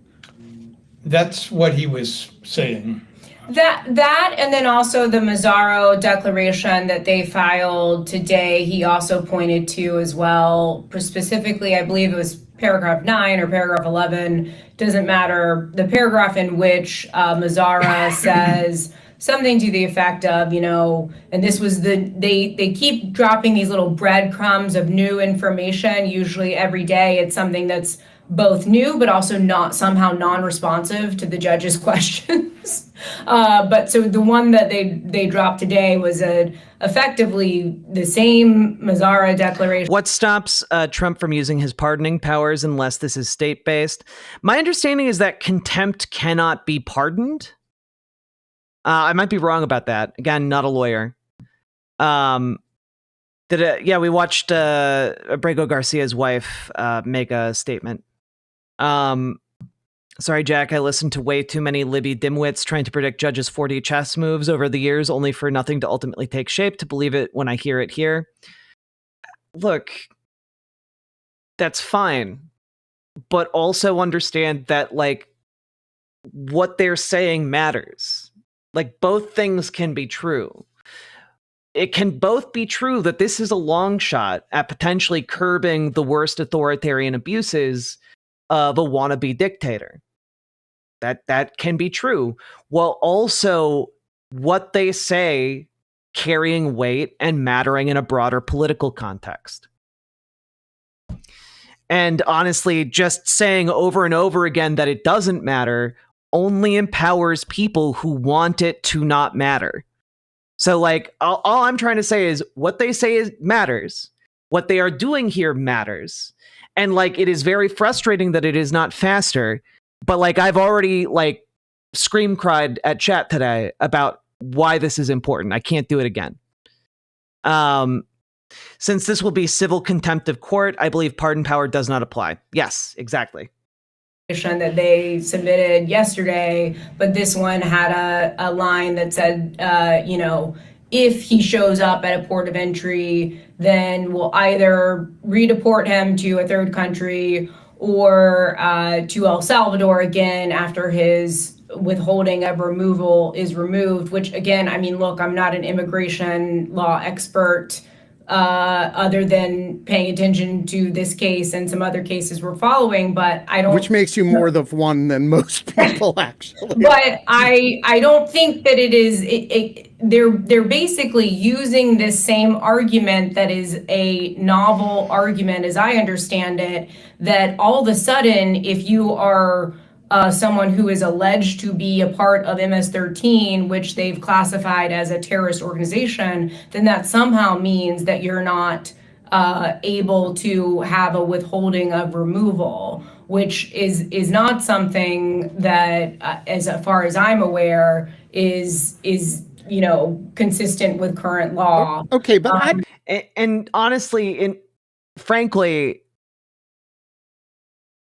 I think that the Trump administration has kind of gone too far here. And they might not see it yet, but this is something that got a unanimous decision from the Supreme Court. Honestly, even the most conservative elements of the court have already sided against the government on this. And this has all the overtones of Playground. Nah, I have magical super legal armor. Frankly, yeah. But I'm hung up on Roger has something to add on that point. Yeah, please. Well, I don't know if that's law. it could be the law today, but it's not retroactive. You can't, there's a final order that he has withholding of removal. So if you want to go back to him and say, and argue to some judge, well, Rubio 2 months ago said that this gang is a terrorist group, so now you need to lift that. It doesn't sound like they plan to go through any legal process. They just plan to just announce, no, it's gone, and he's gone. And that's what I mean. But I'm hung up on an antecedent question, though. Yeah. All right. So the Supreme Court says he's got to be put in the same position that he was before he was arrested, right? That you've got to, whatever facilitate his release means this was wrong, and you've got to endeavor to put him in the same position. And the government comes into court today and they make two arguments. One is that the president in the Oval Office didn't ask for his return, and in fact justified or sat there while the president of El Salvador said he wouldn't smuggle him in, didn't request his return. So he's not, but secondly, that if he showed up, they'd deport him again, which seems like two arguments that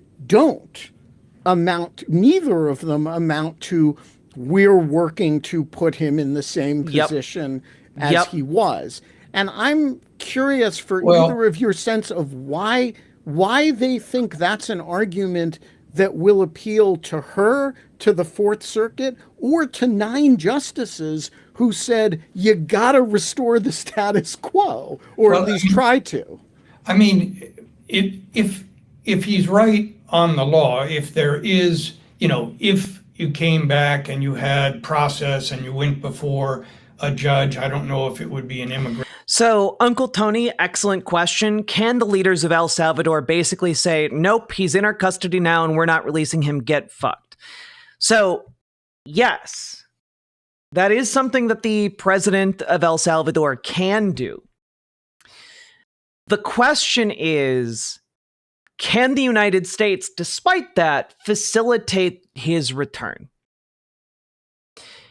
And I think that the answer to that is very clearly yes. We have a financial agreement with El Salvador, the terms of which we do not know yet. And so at this point, is he dead? I don't think so. Per the latest DOJ filings, he is not dead. We have sitting U.S. senators going down to visit him by the end of the week. So, no, I don't think he's dead. Could he be dead at some point in the future? Absolutely. But basically, the United States has constructed the imprisonment of Abrego Garcia, which in legal terms, to my understanding, usually means we have the influence somewhere in all of our bureaucracy of getting him out of that prison because we have an official agreement with El Salvador. We have, economic and diplomatic ties with El Salvador. Literally, Bukele was in the White House yesterday and ended the exchange by tweeting out a picture of the two of them hugging each other. And he said, friends. And the argument that we can do, we cannot get someone who we sent and pay to have imprisoned in El Salvador out of said prison, out of said concentration camp. But we can pressure, the government of Romania, not a particularly close ally of the United States, into releasing Andrew Tate. I don't think that holds a lot of water. Also, if he was dead, the government would just say so. Immigration judge or a federal Article 3 judge, or first the immigration judge and then a federal district judge. But, and you could... He's literally dead. Get that through your head. He's not.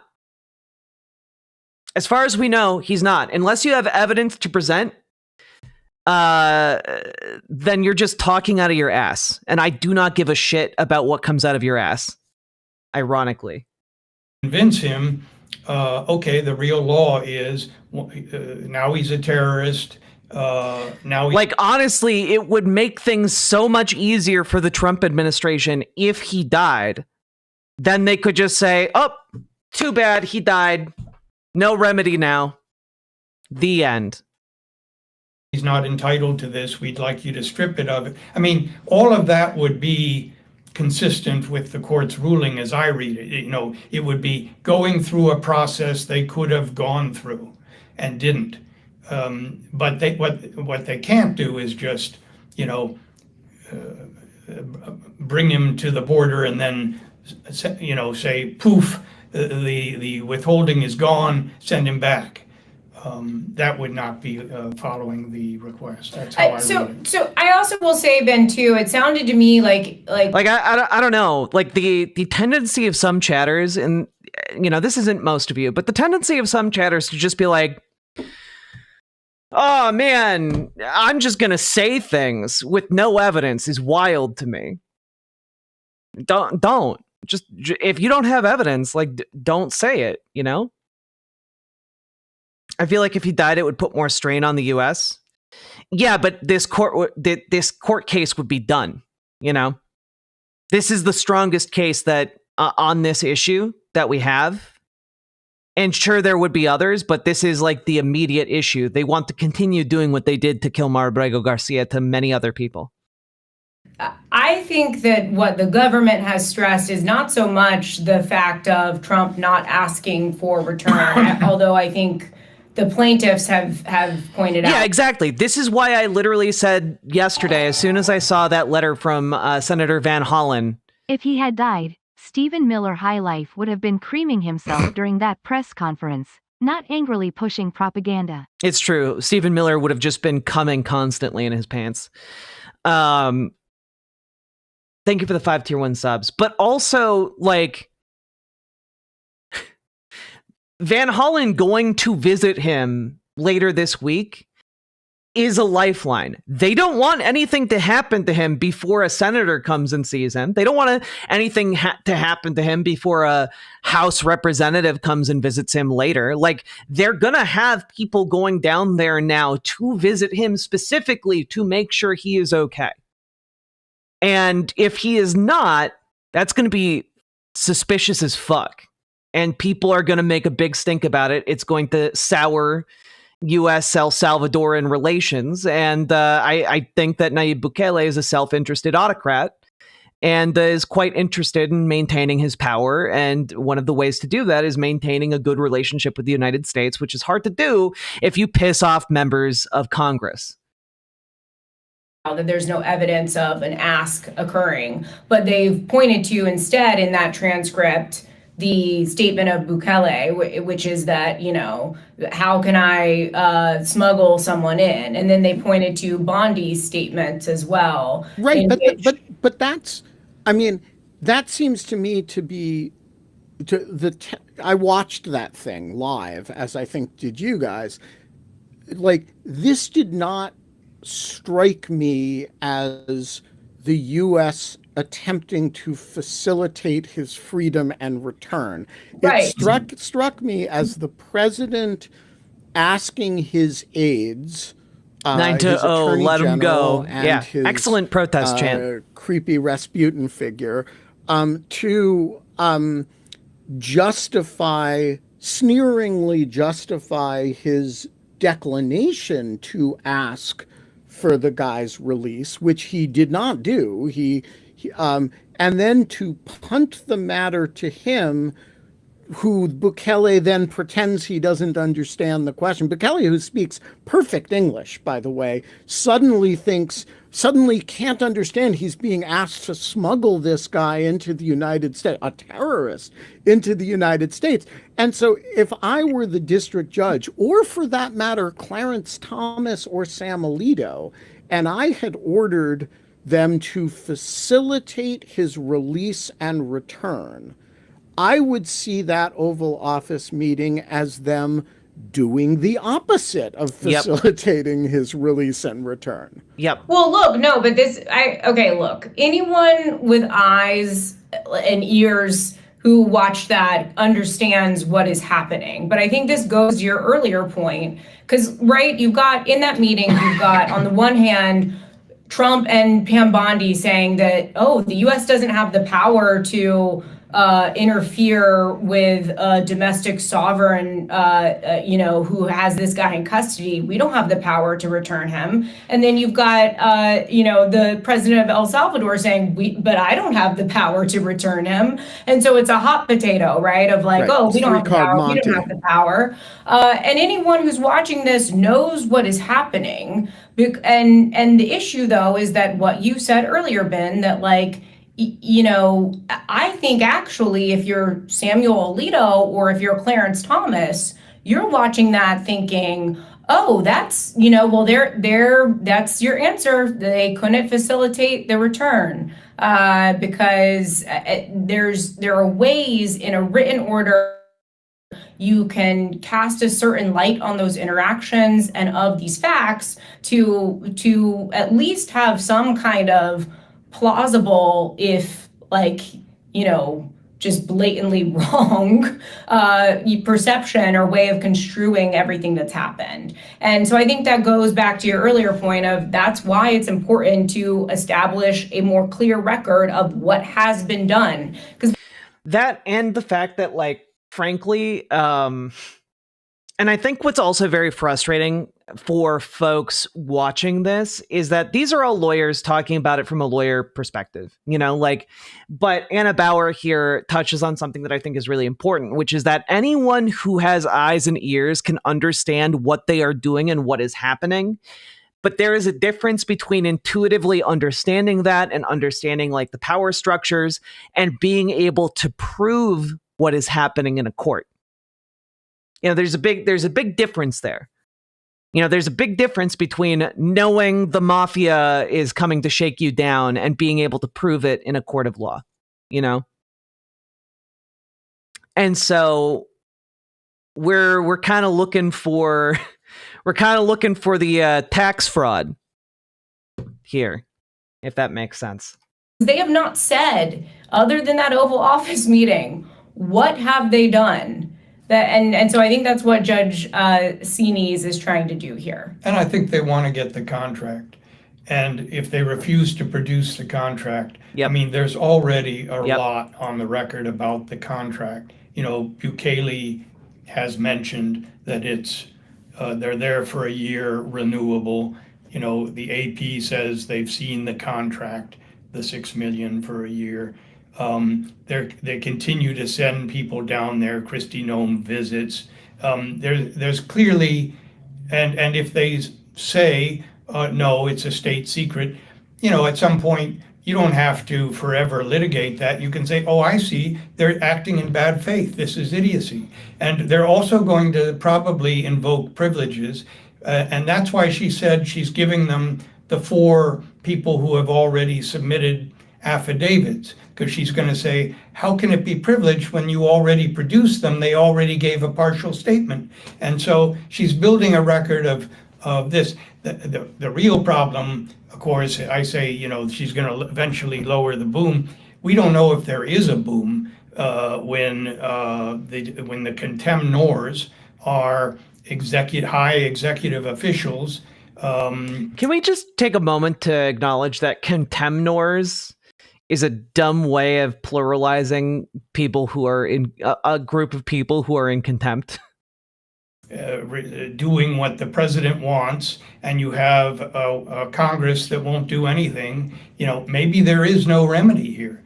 That's the scary thing. Yep. Well, so I think. And by the way, I will say one other thing too. All of these people who have. Can I just say, like, seeing this guy in particular say maybe there's no remedy here is scary as fuck.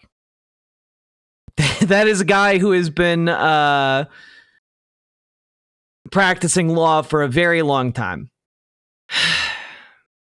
And that is kind of the scary part. Like, we're in uncharted territory. And like, if we are in uncharted territory and there seems to be no remedy, but this is an untenable state of affairs, what does the judicial branch do is an open question. Provided statements or at least not Robert Cerna, maybe, but the other ones, to some extent, they're all not really saying they have personal knowledge. Mm-hmm. They're all kind of saying it was relayed to me, or as I understand it. So I think we're going to get this chain where, they might come in for depositions. There might be claims of privilege for at least some of them. The acting general counsel, for example, Ensign, referred to maybe raising some privilege claims there. But even if you get through all that, it is probably going to take us into a second stage, potentially, of discovery, in which you've then got to go after the people who actually have personal knowledge, because they put forward people. Could Bukele order the killing of Garcia and try to cover it up as some sort of weird favor to Trump? Or just try to make the matter go away? Sorry for stupid questions. Not a stupid question. And absolutely. Bukele is a brutal dictator. People have died in his prisons before. I think over the last year or so, hundreds of people have died in custody in El Salvador. That is not a weird question or a dumb question to ask. People have accused the government of disappearing folks only for them to wind up in mass graves. It's not a silly question. And it is very possible that something like that could happen. I don't even think Nathan Drake would know what to do in this uncharted territory. I still need to play I need to play the last one of those. It looked really fun and I just never got around to it. But yes, it is very possible, which is why, honestly, if you have Democratic representatives or senators, one of your asks to them should be, hey, you should also go to El Salvador. Set up rotations of senators and representatives to go to El Salvador to make welfare checks regularly on Kilmar Abrego Garcia, because right now, I firmly believe that one of the only reasons he might survive the week is because Senator Van Hollen is going down to El Salvador to visit him. Okay? It's very, very important. Hello all and hello at Riverboat Jack. Sorry your stream came on early and it really threw me off. I may be making comments that seem to not make sense. That is A-okay, Polyhesis Cracker. It's an off day. People who seem to not really know anything. All right, so 3 questions to wrap up. I feel like him being unalived at this time would make Trump look like a monster. People are paying attention now. Absolutely, but people are going to pay way more attention if members of Congress are visiting. The first is, at what point does this process of investigation/discovery itself become a sufficient pain in the ass that the administration decides, hey, better just to have this guy sent back? Or do they love the pain because it puts them in confrontation with their favorite thing in the world, which is an Obama-appointed district court judge who they can threaten and, have people introduce impeachment resolutions against? Is this the kind of thing that the process is itself the punishment, or is this the kind of thing that they love the process? This gets a little beyond our bailiwick and into politics. And my sense is that they're very, very happy with the politics of this. And that's why they're putting it on TV. And so I don't think it's painful to them. And I do think they will, this 14-day, timeline, I think they'll do everything to derail that. And, Trump's lawyers are very good at stalling. That's why he's president. And so it's going to be very hard to keep this on a 14-day track. I'm going to be a little bit more blunt than Roger and say they absolutely love this. Stephen Miller is loving it. He's going on TV every day, completely misrepresenting Supreme Court opinions that are quite clear. and seems to be having the time of his life doing it. And so I don't think that this is seen as a problem. I think that it is seen as part of an effort to I mean, look, and this is speculation, but I think that it may be seen as an effort to suggest that district court judges and district court orders need not be followed. All right, next question. Is the government, do you think, I took it that they're going to take an emergency appeal from whatever order she puts it. She's going to put out an order tonight that says facilitate means more than timestamps. Remove domestic barriers, and by the way, you can throw him out as soon as he shows up again. And I think they're going to try to take an emergency appeal of that. Do you guys agree? And do you think that if they do, that appeal has any legs, or will they not be able to get a stay on this? I thought, I mean, initially he certainly was going in that direction. He said he wanted her to stay it while they seek appeal. Then he said some things that sounded like, she was saying, do you have a problem with this? And she said, well, we'll work expeditiously. I assume, like you, that they will try to take an appeal. Now, ordinarily, if this were anybody else, I don't think, you can't appeal a discovery order, but he has appealed temporary restraining orders galore with success, both at least having his issues heard on the merits at the Court of Appeals level and then even at the Supreme Court level. So it seems like if he casts this as an Article 2 emergency, they're intruding on our Article 2 rights. It may go up. What do you think? Yeah, I mean, Roger mentioned you can't appeal a discovery order, but I think and I'm interested to see how this written order is crafted, because the judge did say that she would respond to some of the arguments that Ensign has made. And I think that insofar as the government can construe that as some kind of order on a more substantive question than just a discovery order, then that's what they'll do and try to, appeal. They've been successful in getting things that would not normally be appealable appealed. So we'll see. Yeah, I think they are going to appeal this, but I think it's going to backfire on them.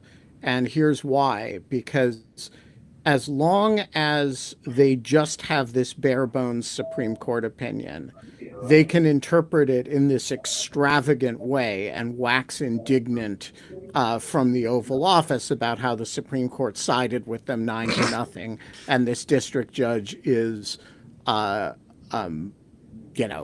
boldly I hadn't thought interfering about this with possibility, US but foreign he's policy. right.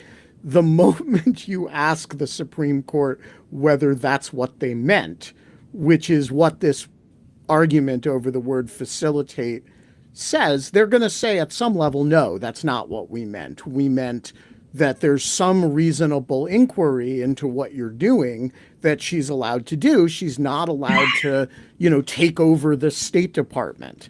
And so they're going to lose their whole rhetorical style. Their whole rhetorical energy comes from this lie that has its origins in the thinness and threadbare quality of the Supreme Court opinion. And by appealing this, they're going to actually deprive themselves of that, at least at the Fourth Circuit level. That's my guess. All right, last question. This case has been relentlessly in the news for the last, several weeks. One thing about a discovery period is it tends to be pretty invisible. And if things go as she intends, you're going to have 2 weeks where this case is just going to vanish because you're going to have closed depositions. There'll be some kind of a protective order probably entered, as you usually do for discovery. So how long do you expect, Roger you said before that you didn't think this would really be containable to 2 weeks. Anna said you're going to have to follow the chain and you may need more than 4 or 6 depositions. So how long are we going to spend on this discovery question, which will be mostly invisible to the public? Well, like Anna said, the goal is to have it completed and have this motion, which he delicately, euphemistically calls the motion. Everyone knows it's a contempt motion, coming up the 28th, and then they would respond the 30th, and then she would set a hearing.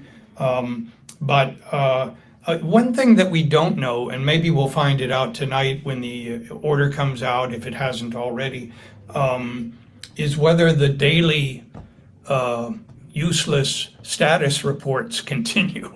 And the administration seems to use them as, almost a campaign sort of a statement rather than a legal statement. I don't know if those continue, but no, I think you're right. There will be a sort of a blackout on the useful stuff for a little while. One thing I will say, though, is that not in a court of law and in the context of this case. I mean, there are some things going on with, Senator Chris Van Hollen, I believe, has been suggesting that he might go to El Salvador. He's been trying to, get a meeting with Bukele. Like there's some things that may happen because all the while, Abrego Garcia is going to be stuck in the gulag in El Salvador while this discovery proceeding is playing out, which is why I think people are very understandably confused and upset about the length of this discovery period. Hey, that's me. I'm people. It is very quick for the pace of the courts. But there may very well be things, Ben, that we learn through public reporting. It may be possible that the AP, who has obtained these memos and some of these contracts, could publish them. I don't know if that's possible based on whatever deal or arrangement they have with their sources, that kind of thing. There are things that might prevent them from doing so, but there could be public reporting information that we learn in the interim period that is something to watch for.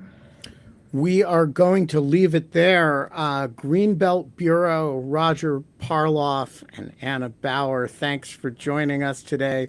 Thanks for your excellent platform independent live coverage. And folks, I still can't get over that this guy is in a hammock and has been the entire time. So there you have it, folks. This case is going to be disappearing for a while.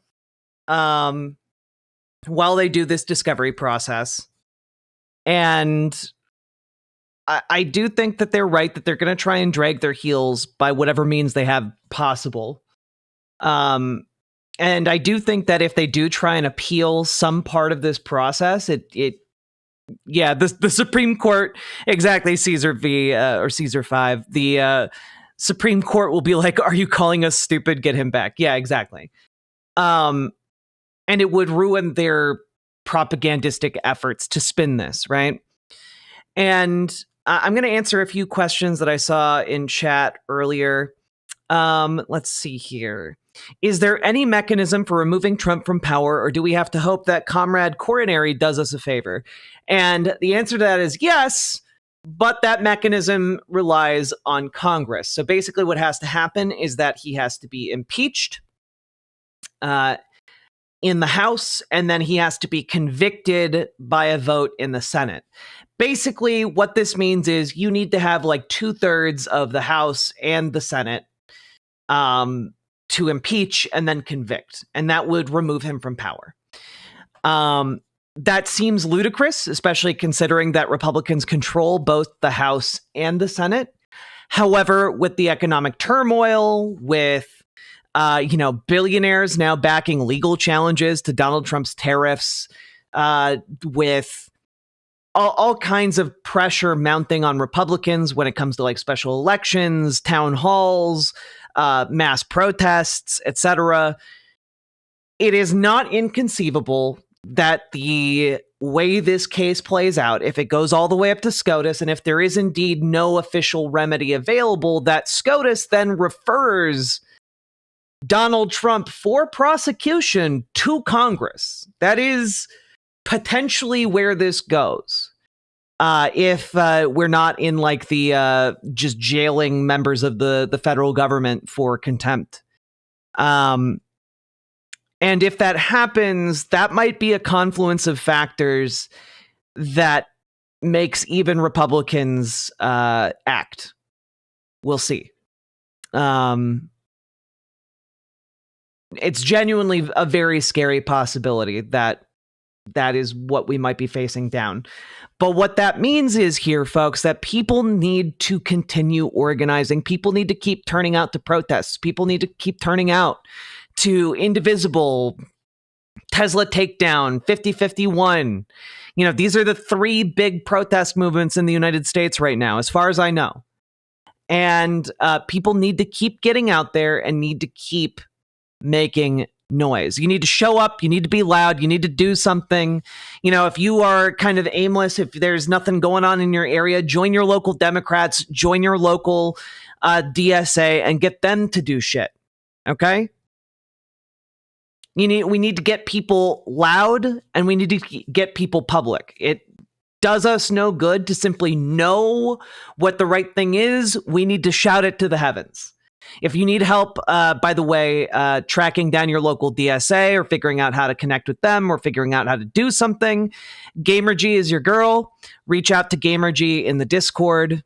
You can get an invite to the Discord with !Discord in any of the chats. If you are looking to join your local Democrats, you can reach out to Dragonfly in the Discord. Dragonfly has been prominent and influential in her Democratic politics in her state. She can teach you and help you be influential in your states, in your different locations. So if you want to make a difference in either of those two respects, mobilizing the resources of one of the major political parties and one of the most effective like socialist institutions in the United States goes a long way. Okay? Helping someone right now over Discord on how to start a chapter. Hell yeah, GamerG. That's what I love to see. Let's go. Doing the good work. But what we need to do is keep amping up that pressure, keep amping up that people power until, you know, we flip Congress, either when it comes to impeachment or when it comes to the midterms next year. Okay. Geoduck Geoscience asks, do you think any of the innocent people imprisoned will ever see their families again? Why is all the emphasis on this one person when there are so many others? Well, part of why there is so much emphasis on the Kilmar Garcia case, Kilmar Abrego Garcia case, is because he's one of the few to actually have the standing to get their case through. Because he was able to get legal representation, my understanding is, before he got sent to El Salvador. And because of that, that case has now gone all the way up to the Supreme Court, or relatively to the Supreme Court. And he's now been ordered to return. If he is returned, that opens the door to every single other person being held in CCOT to also have their cases heard and, you know, have their rights, you know, respected.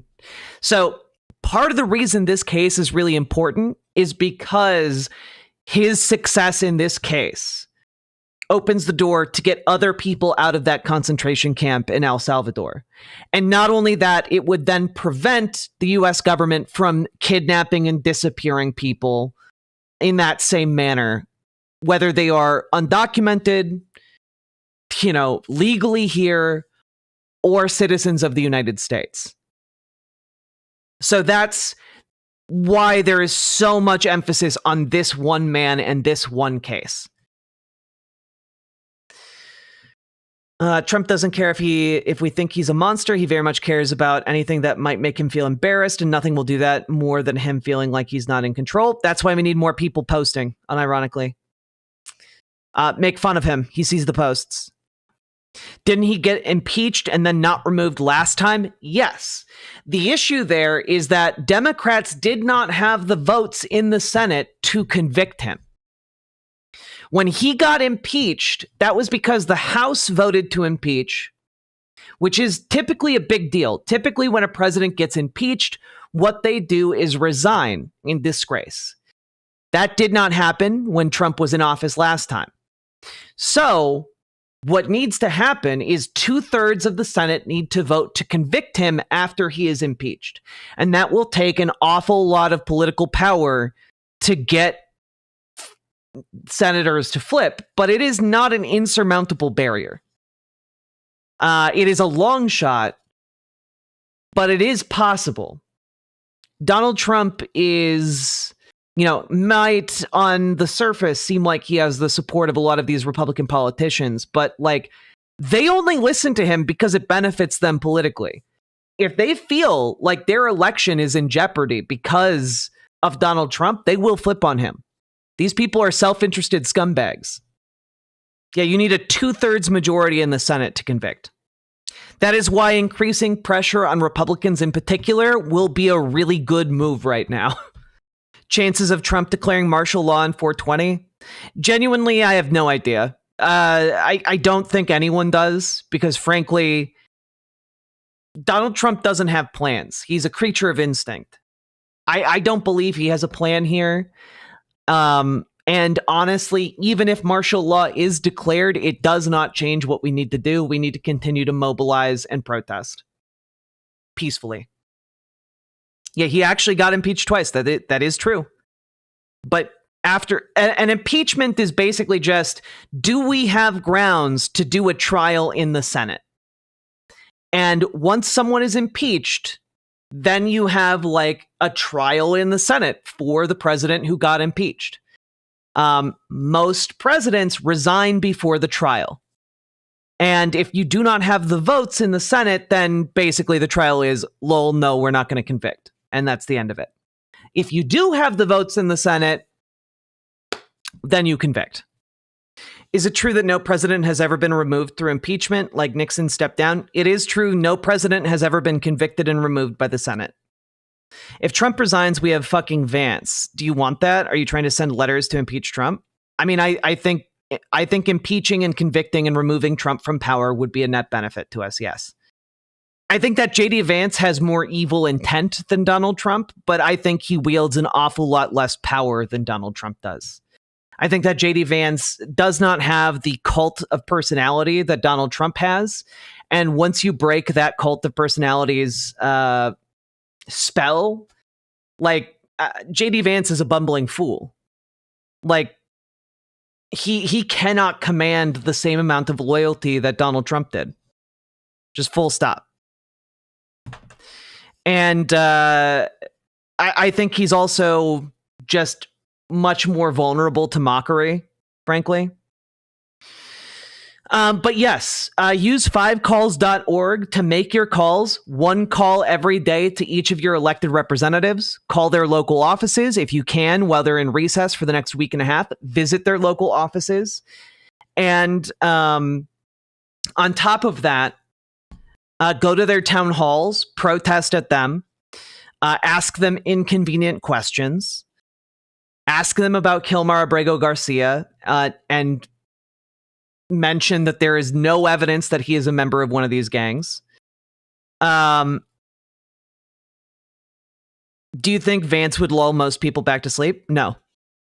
Yeah, I mean, do I think the couch fucker would be a good president? No. Do I think he'd be a less capable president? Yes. Do I think that would be a net benefit to the United States of America and the world? Yes. But also you can use fax0, I think it's .com, to send faxes to your senators. I know a lot of people are frustrated with not being able to get through the voicemails. Send faxes to your senators and representatives.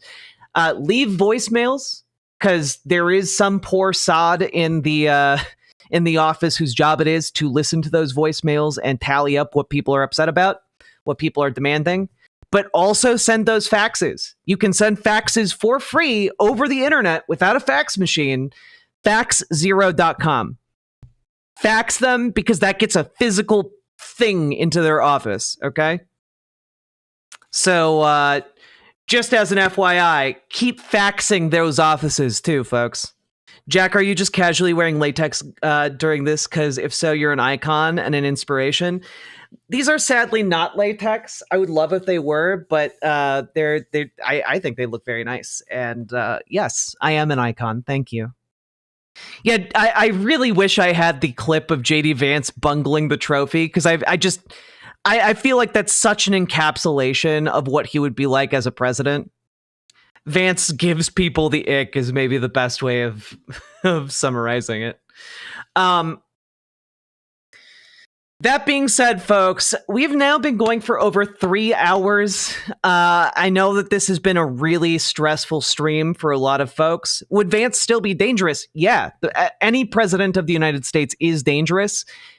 I think he would be less dangerous than Donald Trump. I do not know or believe that JD Vance is as married to the idea of overthrowing democracy as Donald Trump is.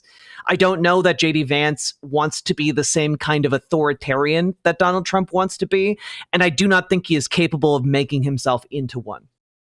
So, do you mean this clip? Why, yes, I do.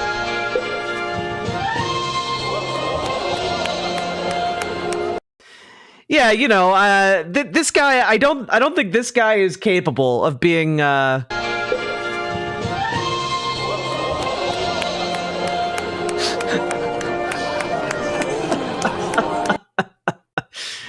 get fucked, loser. Riverboat Jack is coming to town. All the viewers gather around. Twitch and YouTube and Swishy streams. All that content is bursting the scenes. Politics, daily, plenty more. Your sense of fashion, you'll adore. So grab your stuff and hop aboard. We're going straight to Jack's Discord. Riverboat Jack.